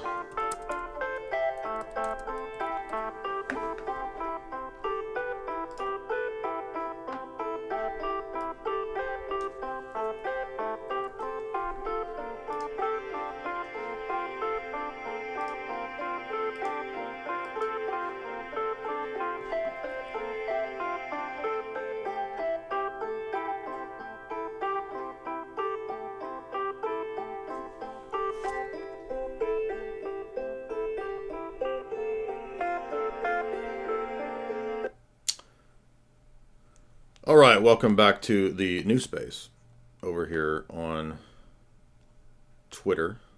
And let's go to JP again, see if it works now. Hey Jay, can you hear me? Yeah, what's up, dude? So I wanted your feedback on a line of argumentation that I've been thinking about with Catholics. Essentially, just wondering why the papacy isn't a sacrament. Because whenever we look at their 3 degrees of holy orders, they're all differentiated by different gifts kind of that you receive, right? Like the deacons have a certain role and certain things that they can do. And then the priests have certain things that they can do. Mm-hmm. And then the bishops have certain things that they can do. Mm-hmm. So whenever, like, I look at the papacy itself has certain things that only they can do. Mm-hmm. So I wonder why they're not included as an extra degree in their holy orders. Well, I think that you could perhaps make an argument from history that proves that it's a doctrine that developed, because it would have been a sacrament, you could say, based on those definitions. So I don't know how convincing that would be to Roman Catholics, because number one, they may just say, yeah, but I accept doctrinal development, so I don't have a problem with it developing into where it is, and because there was not a sacrament of the papacy in the early church, you know, they might say something like that, but it would seem like that would be good for demonstrating the ahistoricity of the papacy. Cleve? Hey, how's it going, Jay? What's on your mind? Hey, so first off, I want to say I'm a fan, man. I love your channel. Yeah, I'm a Protestant. I know you were talking a little bit earlier about me wanting to debate. So I heard you talk about anathemas to an inquirer that called in on one of the previous live streams, and you had said that anathema is basically, correct me if I'm wrong, but just like a separation from the church. Yeah, it's a pronouncement that the person is outside the mystical body. They're excommunicated, much the same way that Paul tells the Church of Corinth to excommunicate people. Okay. Would you see that as like a separation from Christ himself? Yeah, the mystical body of Christ is the Orthodox Church, so yes. Okay. So the individual that was talking to you earlier, they were concerned. I guess they had like a Baptist family member or something, and they were concerned about, well, you know, I wouldn't want to become an Eastern Orthodox because, you know, I'd have to say, you know, basically all these people are going to hell because they're, you know, separated from Christ. Obviously, unless they repent. I mean, what would you say to a person in that situation? We've addressed this. I'm not trying to be rude to you, but we've addressed it probably 50 times. So we don't make the accusation that everyone who is without the visible bounds of Orthodox Church is necessarily damned, because God can, through extra normative means, join people to the mystical body. But the only way to be saved is for God to do that. So if people want to try to risk that and be outside the ark, outside the covenant, outside the, you know, the temple, all the different analogies in the New Testament for the single visible canonical Orthodox Church, they can do that, but I don't think that's going to be very successful. In fact, Paul talks about risking shipwreck outside the church. Sure. So, I mean, would you say that it would be the same as saying that they, I don't know, they're separated from the church or separated from Christ, and they don't have salvation because salvation is only found within the church? Would that be we don't make, Paul says, what do we have to do with judging those that are without? We focus on and judge those within. Okay, so still they would have no salvation though. So that would be something to overcome if you'd want to become Orthodox. But we can move on. I mean, you're question. putting words in my mouth, because what I said was that they would be outside the church, and unless by the end of their life God in some miraculous extra normative way joins them to the mystical body, which he can do. He did this with the thief on the cross. He can do that, but our job is to tell people to become Orthodox. Yeah, I get what you're saying. It would have to be some kind of extra normative means that, you know, just based on Christ's mercy.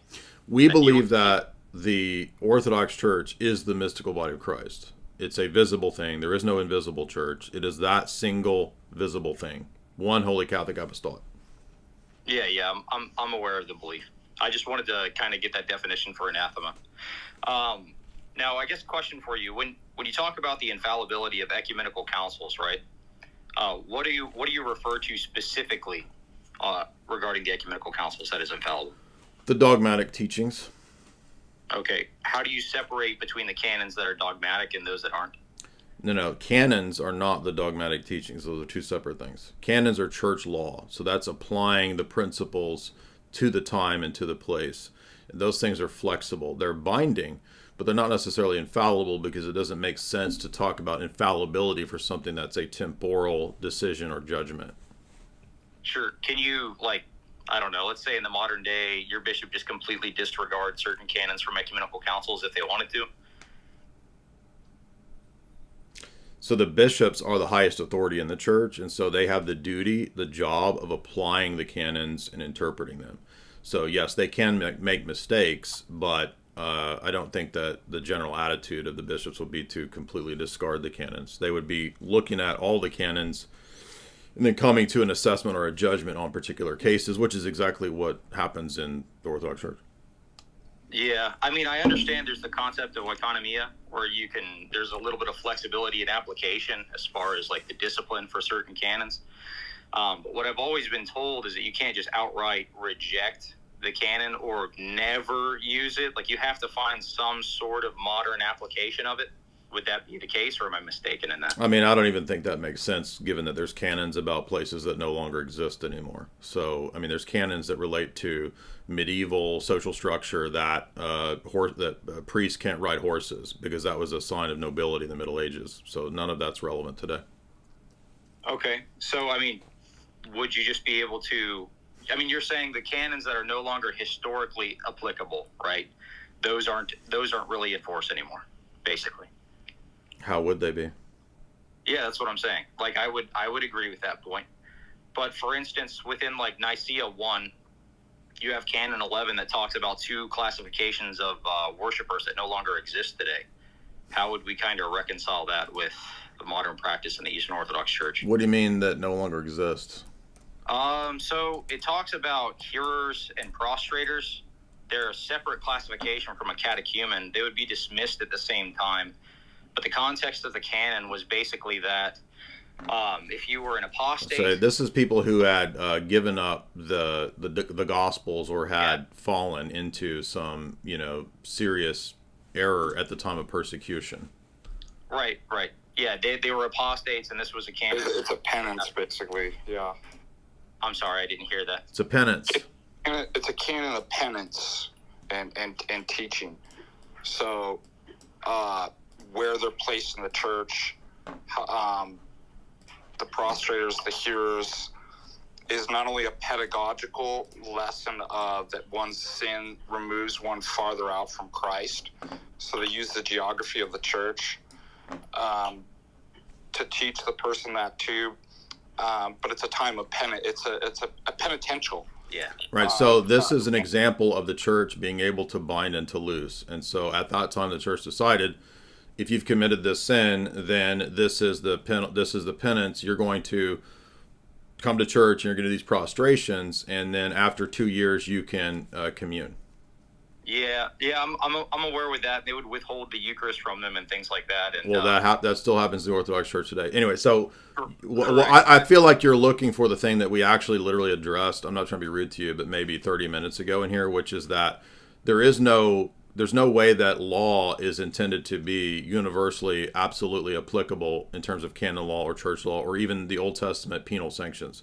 The Old Testament case laws were case laws where you have the principle and then you apply the principle to the specific case, as Solomon does in many instances. The entire history of the church, East and West, prior to the Reformation, operated on the principle of canon law and the bishops and the priests applying the canons. So I still don't understand. Your objection is basically, but the canons are supposed to be infallible, aren't they? Who said that? I never said that. No. I'm saying, how do you get away with just getting rid of these two classification of worshipers when they're listed within? Did you not hear everything I said about it being time bound? I heard what you're saying, but do you? And think any Orthodox bishop you ask about these canons are going to say that we don't have people who've fallen under compulsion under Roman emperors today. So how would we even apply this principle? Okay, yeah, but the two classification of worshiper, do you think that only applies within that specific context there? I don't understand what you're talking about. The two classification of worshiper. Hearers and prostrators. I mean, they weren't... This is a penalty for people who are either catechumens or people who had committed this sin. There's still this classification in the Orthodox Church today. You're either a baptized communing person or you're a catechumen, inquirer, or under some penance. That still exists today. Okay, I mean, we can say it's somewhat applied there in that particular context. But we are Orthodox. We know how to apply these. You have an Orthodox cleric on here with you right now telling you how it's applied. And you're going back and telling us that we don't follow our own canons when you don't set the standard for what it means for us to follow the canons. Your whole argument is premised on the canons are infallible. And when I, from the outset, said I don't think that undermines the entire argument you're making. Because you're trying to apply what you think is a contradiction in the canons, and I already said from the outset that canons are time bound. They're not. They can't. Do you think that was the understanding of the early church in reference to the canons, though? Of course, because they change. For example, the Pentarchy is not there at the way the Pentarchy is listed in Canon 6 of Nicaea is not the same as the Pentarchy after Constantinople I and after Chalcedon. Okay, so what do you say when the subsequent... Did you hear what I said, or are you just going to blow past that? Well, you're saying yes, they can be held in certain contexts, historical context. If it doesn't exist anymore, then yeah, obviously these canons aren't going to be held to. Well, did you hear what I said? What was my example? Can you repeat it to me? The Pentarchy. Right. Is that there in Canon 6? No, I understand things with historical context that are no longer here. The right? canons They have obviously historical cannot be- context. For example, Canon 8 is about the penalties of the Cathari, the Perfecti, right? Do we have Cathari around? No, obviously not. Oh, When you want to so because we don't apply the Canon 8 to the Cathari, we don't follow the canons and that we contradict. That's the argument. Well, no, the argument is more that I don't think the early church held that kind of distinction that you're kind of imputing. What kind of distinction? Between the canons, basically saying that, well, you can hold to some of them for a specific time and then just, reject them later or no longer apply them. Who do you think interpreted the canons in those centuries? The people in the early church, right? So the bishops. The bishops. Okay. So when Canon 6 tells you that there's 3 ancient customs, or let the ancient customs in Egypt, Libya, and Pentapolis prevail, that the Bishop of Alexandria is second after the Bishop of Rome, and after the 2nd, 4th, 5th, and 6th ecumenical councils, when Rome accepts a change in the listing of the patriarchates, how does that not prove my position? Well, I don't care if you may think it's inconsistent, but does it not admit my point that the canons have flexibility? That they have flexibility because the certain historical details are I guess different. It's not just. It's not historical details. It's a change in the structure of how many patriarchates there are from 3 to pentarchy. Right. It's an addition to the prior, just like when you're. It's a change. No, it's not. It's a change of the order. The order that Leo fusses about at Chalcedon is that it violates the tradition for the second in order, which was Alexandria, because the canon gave Constantinople second place. So eventually Rome concedes to that and accepts Constantinople as second in order after in the Pentarchy. So what Jay's argument is that the canons can change not just because there's nothing for them to apply to anymore, but even when those things still exist, the bishops have the authority. They write the canons and guidelines on how to do that. The other one, too, I was going to say, too, is the canons change in the Council of Nicaea as far as changing the role of the deacon, too. Deacon had a different role prior to Nicaea then, but deacons existed. So it wasn't like, the times changed. The bishops literally have the authority to go, we're not going to use that. We're going to actually change the guidelines and rules on. Now, let me give you another example. Not only does the Pentarchy evolve and change in its numbering structure and ordering, because Constantinople takes the place of Alexandria as second eventually, because it's a synodal decision. Canon 85 of the Apostolic Canons has a different canon of Scripture that was normative in the East that eventually nobody held to. So a different canon of Scripture. So I guess, I can kind of agree that makes sense as far as the subsequent ecumenical councils introducing canons that maybe update things from prior councils. I can understand that. It's been, okay, well, you know what? We're updating this. It's detailed here. The issue is when you come to canons of ecumenical councils that don't have that kind of decree afterwards, and then they're just this is an arbitrary. You're just arbitrarily coming up with your own new Protestant standard that now there must be a specific decree afterwards that says the Protestant position here. Well, we're having a conversation about it. You moved the goalpost, is what you did. Well, my particular issue with it is that... But you moved the goalpost. Okay, my particular issue... So hold on. So originally it was a specific argument that I addressed with 2 examples, and now you've moved the goalpost that it has to meet another standard that you've tacked on. Where do you get the idea that there has to be a specific canon specifically reversing a canon that you just interjected here? Because you moved the goalpost. Yeah, no worries. So we're talking about subsequent ecumenical councils and their canons. Canon 1 of Chalcedon literally affirms that every canon of the prior synods, even until now, should remain in force. Yeah, but who applies and interprets them? Sure, the bishop. Yeah, based on the principle of oikonomia. Mm-hmm. Now, Yeah, so even that is not a universal, unqualified statement because Chalcedon itself is subject to later revision in the canons. Sure. I mean, I wouldn't necessarily say that under oikonomia you can't just take... Okay, but like, number one, bro, we're not even concerned with what you think about it because you're not in our church. You're a Protestant. You're not going to tell us what's necessary for the canons, as if we have to respect what you're saying when you just move the goalpost. Well, I mean, I'm just citing the ecumenical councils. I'm not even really concerned with my opinion here. We're just having a conversation. Is that okay? Again, the statement, every ecumenical council usually begins with a statement that we hold to the traditions and the teachings of all the fathers in the previous councils. But that wording and that language is not meant in some sort of universal exclusionist sense, as if individual bishops didn't themselves interpret and apply the canons. For example, individual bishops interpreted and applied the canons in the early church about how to receive converts, hence why converts were received in different ways from different groups and from different sects. So your whole argument just keeps moving the goalpost to show that there's some contradiction in canons, when the very first thing I said to you when you came on here was that, no, the canons are not themselves universally, applicably, infallibly determined things. They're time-bound, and I've given you 2 examples, and you've moved the goalpost to salvage your argument. Well, I mean, can I just kind of repeat back what you said there so I don't misrepresent you? Mm-hmm. All right, so correct me if I'm wrong, but you're saying that, well, one there's the claim of the move the goalpost, but I'll just set that aside for now. That the bishop has the right to interpret and judge using the canons, right? So they interpret them. So if they want to move that into a modern context, by the way, it's Chalcedon. It's not Chalcedon.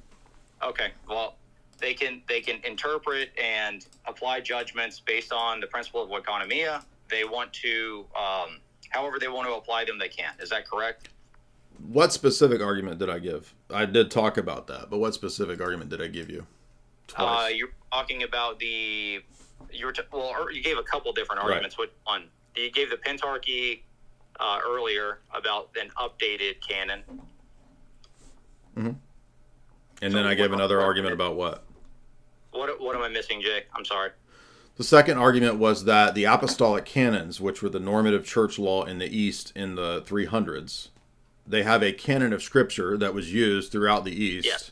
Okay. That eventually is not accepted. Okay. And that was not updated in any other canon later on? Well, it's accepted at the Seventh Ecumenical Council and at Trullo, but it is not accepted in toto in terms of its canon. Yeah, so it's accepted at Trullo. We have a flexibility that you are not allowing us have, and you're trying to figure out ways that we don't have this flexibility. And I've already given you 3 examples of flexibility. Okay, well, I mean, this entire argument and discussion kind of hinges on whether or not we can outright not enforce canons, period. No, it doesn't. It hinges on your moving the goalpost proof of what it means to enforce the canons and showing a supposed contradiction in that enforcement. And I've already given you 3 examples that refute your first premise, and so you move the goalpost to say that there has to be... Of canons that have been updated in subsequent ecumenical That's councils. You already asserted something that is your Protestant moving the goalpost that I don't know where that is. Because just saying at the beginning of a council that we uphold the previous canons, that doesn't prove that every single canon is universally applicable. Because Chalcedon doesn't uphold Canon 6 of Nicaea. Well, how do you know when they're no longer applicable? If you're talking about the specific examples in the first 1,000 years, then they're applied in specific times and specific cases after the fact, and we would have some record of that. If you're talking about nowadays, you can simply go ask the Orthodox bishop how they apply the canons. And Father Deacon, you're here. Could you speak to how the canons are applied by bishops? You have a bishop that applies canons to situations. Yeah, go ahead. Well, particularly, this issue came up just recently on, I think, a church thread, that the local bishop, that's his area. He knows his flocks, he knows his diocese, and so he's in the best position, qualified to apply canons and how he would apply it. Again, it's very much like, secular law borrows from that. Each judge, so you have the rules on the rule book. Those aren't binding on the judge that, like, well, I have to do it and I have to do it in this way. Right. A judge could look at a case and apply grace and be like, I'm not applying the law. I'm not following this. I'm going to do at this degree in this way or something like this, or add something to. They're the authorities. They're the legal authorities to change a canon. Now, of course, again, if they could do that incorrectly in terms of discernment, but that's also why we're conciliar. Like, other bishops could address that. That could go to, for example, a synod to address if it was a big enough issue, or it could be even handled just in a brotherly way of another bishop contacting and saying, hey, I don't think that was a good idea, etc. But they're literally the authorities to change a canon, add how they apply it, not apply it. That's what it is. If you look at Canon What 1, I'm point out is that that's very different. The pragmatic and church etiquette and practical things are different than dogmatic issues. They might relate and overlap at times, but they're the authorities. They can do that. Yeah. to give you an example, Canon 102 of Trollo states that various priests and bishops can, at their discretion, tighten or loosen the canonical prescriptions. Sure. Yeah, I mean, I don't have any particular issue with that, and I appreciate that response, Father Ananias. Well, hold on. But what I just said about Canon 102 is precisely the thing that you have had issue with the entire time. Yeah, well, the issue isn't individual bishops not applying particular canons. No, this says that they have the ability to loosen them or to tighten them because they have the ability to remit and retain sins. They have the office of the keys. It's not the canons that are the keys. The bishop has the office of the keys to apply the law. Just like he said, the judge is not the slave to the law. The judge applies the law and makes a ruling. Okay, so in the case of individual bishops, you're saying they can tighten, they can loosen, so they can basically say that these canons are no longer applicable. But if that's the case, right? What if it's applied to, I don't know, every bishop not applying a canon for a specific period of time? I mean, maybe like 500 or 600 years. I don't even know. I don't even know what you're talking about. So we're talking about your whole attitude is the Protestant sola scriptura attitude applied to canon law, and the very first thing I told you is that we don't have that attitude. You can have that attitude, and you can go and make this argument all day long and keep ignoring the things that I'm saying, but we don't have that attitude. So you can keep saying, but you should have that attitude because you're arguing that the councils have your Protestant attitude, and they don't. None of them are Protestant. No, what I'm arguing is, what do you do in a situation in which no bishop upholds a canon for hundreds and hundreds of years? Like what? Well, bishops. Like what canon? Well, one, okay, let's use Trullo because we brought that up, or Trollo, however you want to pronounce it, right? I know you've dealt with this canon before in the past, but the one where it's talking about you can't have familiar intercourse with a Brazilian, right? Those particular ones. You know what I'm talking about? Insert the J word. I can't really talk about. Yeah, well, so again, if I had told you at the beginning that the canons are time-bound and not infallible, that immediately refutes every argument you've made ever since that point. Because your whole argument is premised on that they're infallible. So they're time-bound and not infallible. When's their expiration date then? Again, there is no... The bishop decides. Yeah, it's That's what they said. The canons are not over the bishops. They're not slaves to the canon law. They are the creators of canon law. Yeah. Are you aware that secular law works the same way? The same point he made a minute ago? Sure. So let me blow past that and ignore everything that you just said and restate my position. I'm trying to repeat what you said back to me. So you're saying that basically the individual bishop, he's the arbiter of when they apply, when they don't, right? And there is no higher authority in the church than the bishop. It's not the lay people, and it's not you that applies the canons. It's the bishop. Okay. They are the arbiter of when the canons apply in individual cases. Correct. Okay, but what about over the entire church when they're no longer applied? So then there's no longer. They can do that. That's what we're saying. They have the authority to do that. Not apply any of all of them. Okay, so when ecumenical councils confirm all of the canons of the prior councils, it doesn't matter. Again, we just addressed that, and the universal language does not always mean universally because of the fact that they actually change over time. So you just keep repeating your same argument and going in a circle, which you've already addressed. Okay, I mean, I just read to you Canon 102 that tells you that the local bishop can relax the canons and interpret them as he sees fit, and then you're just repeating your same argument for the 10th time. Okay, well, yeah. But let me repeat my argument again. So he has the individual ability to bind or to loose the canons. Does he have the individual ability to just say that it? So you're basically saying that. What do you think binding and loosing means? Yeah, he can say that doesn't apply anymore.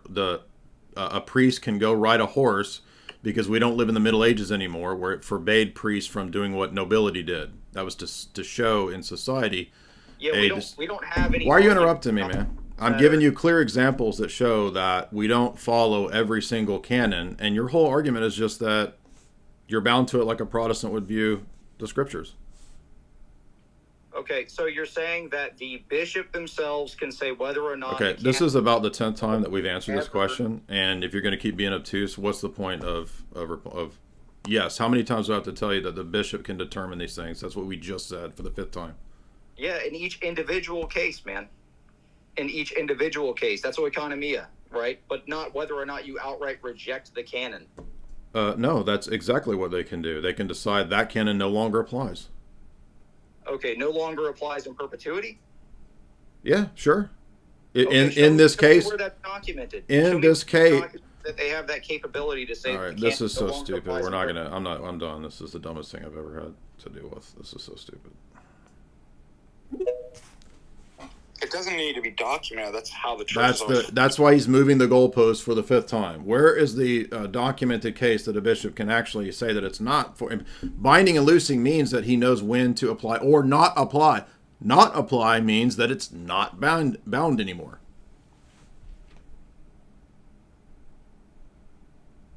Go ahead. Last call. Bane, what's up? Hey, what's up?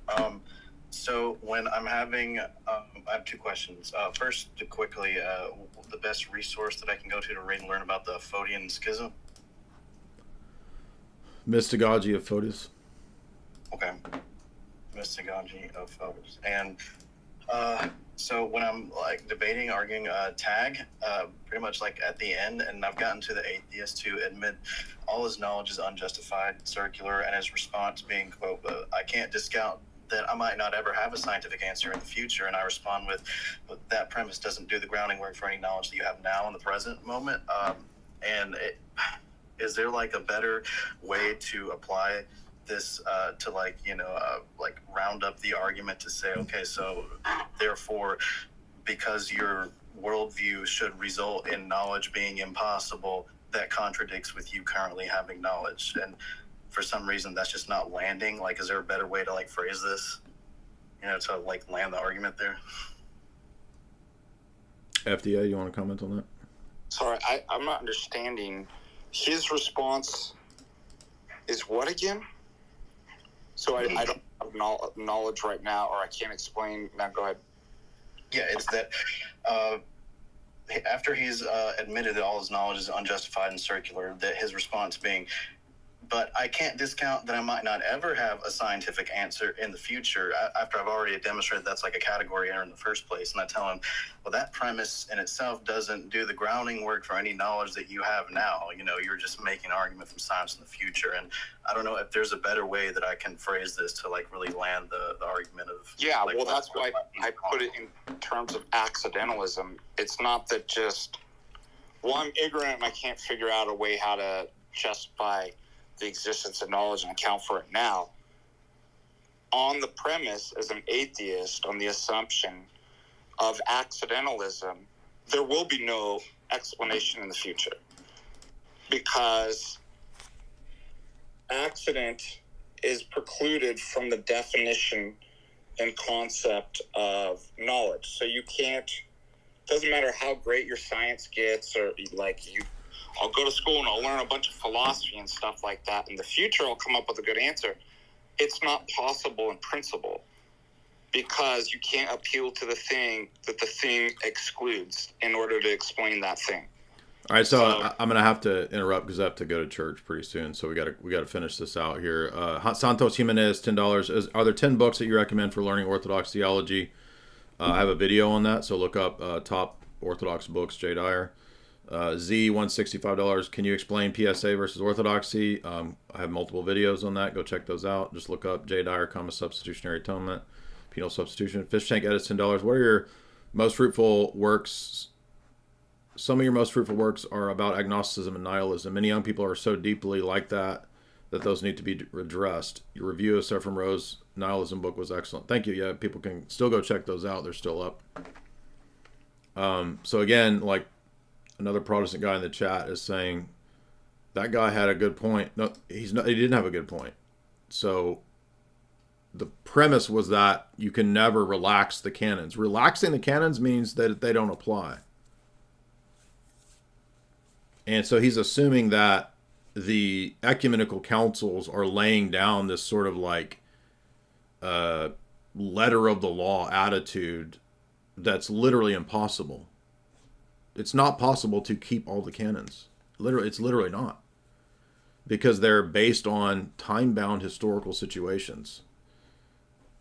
That doesn't mean that they don't have any authority, but they're not equivalent to divine revelation. Okay? They're the church law. And just like secular law, law has to be applied at the right time and the right way by a virtuous man.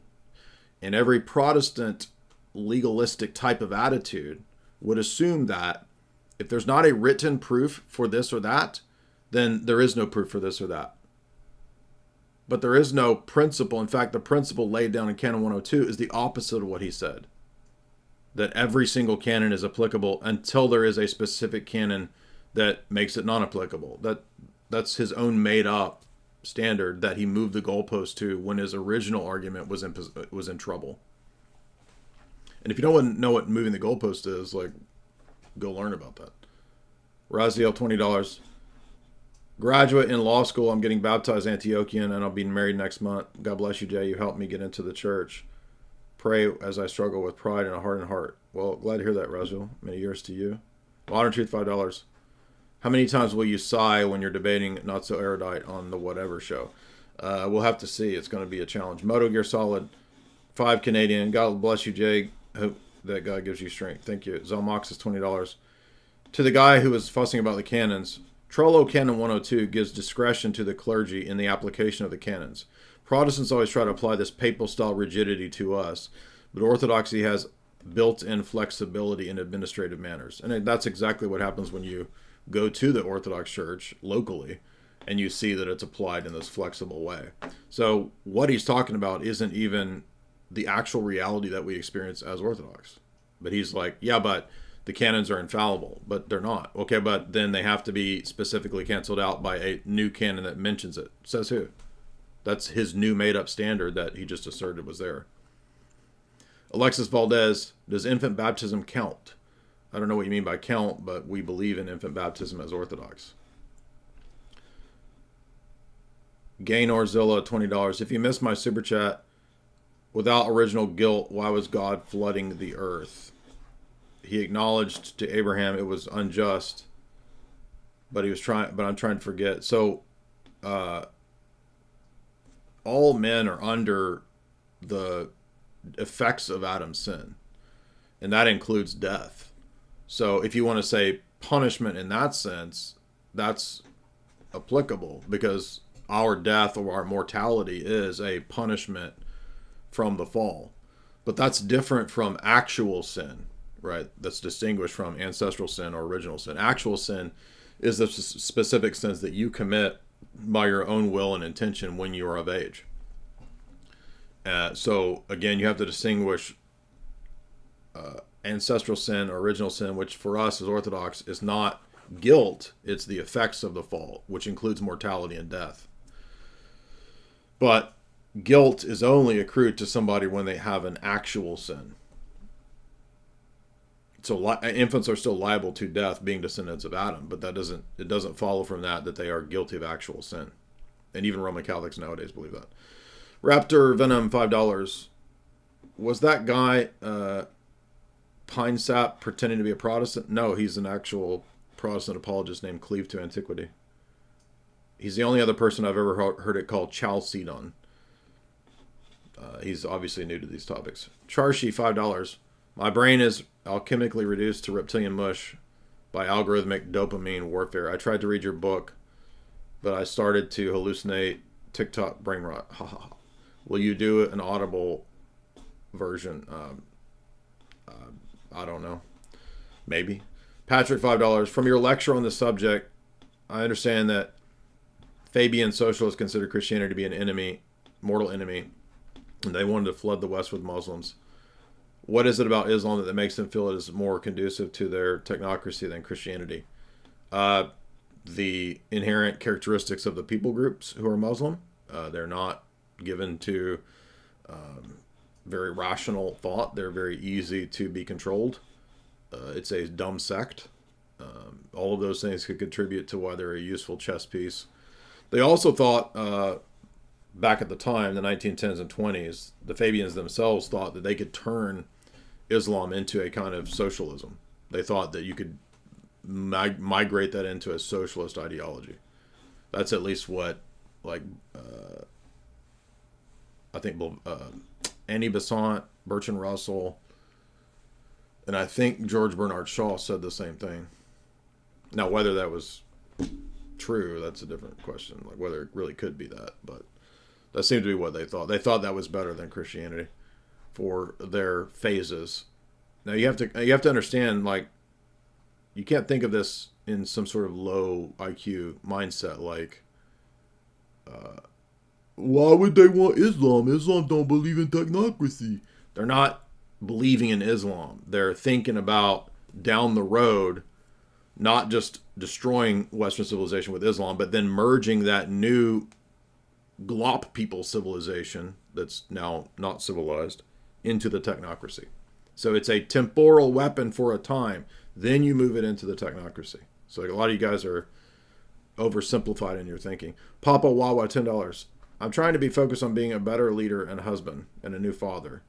Do you have any recommendations on this beside the Bible? I think Chrysostom has some sermons that are pretty famous for married couples. You might check that out.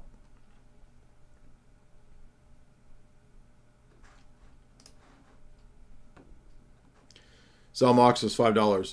If you think about a court, a court rules in each state in America and has a catch-all rule that, given the judge's discretion, applying the court. And I'm saying this because I am a lawyer. So Zalmoxis is saying he is a lawyer, and he's pointing out the way that judges and laws operate in America. Hopefully this helps the Protestants in the audience who are trying to apply the canons to us like we're Protestants.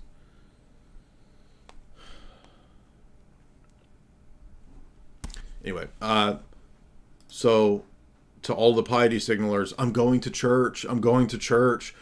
Do I get internet points? I'm going. Look, my hands are up. I'm praising myself for going to church. Look how pious I am. Remember to head. I'm making a joke, by the way. I'm heading over to church.com. I'm not actually going to a building because I don't actually have a church. It doesn't exist. It's all made up. But I'm going to church.com. I'm just kidding. Chalk.com. Use the promo code. By the way, Father Deacon, you're just an AI profile this whole time, aren't you? Yeah. Yep. Oh, I'm going to the buffet church. Oh. I want to. Yeah, wasn't that? Did you tell me about the buffet church? And they have the monster truck rally too. Well, there's Randy Balls' church, but there's also Riverside or River. There is a giant mega church that has all this, the monster truck rally and everything.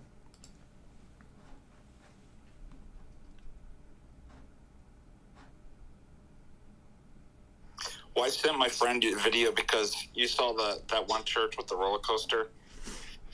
Yes. Yeah. So you can't make stuff up. It's crazy. It actually exists. you saw the monster truck rally one, right? No, I didn't know that. I thought you were joking about. No, that. no, it's real. Wow. They had male strippers too. You didn't see that? It's literally become idiocracy. You know, where like all the different things merge into. No, last year, Mark Driscoll, the other mega church pastor, was at their giant Riverside event or whatever they call it. I'll find it for you. And he got mad and got up on the stage and rebuked everybody at the thing for having. Oh, I remember that. Yeah. For having male pole dancers, but that was the one where they had the monster trucks too.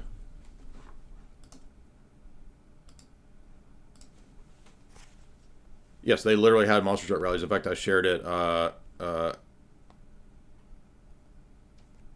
on Twitter recently. I will reshare it for you guys again. Remember to head over to chalk.com, use promo code JAY40, J40 to get 40% off. And hopefully you all can look at me. I'm going to church.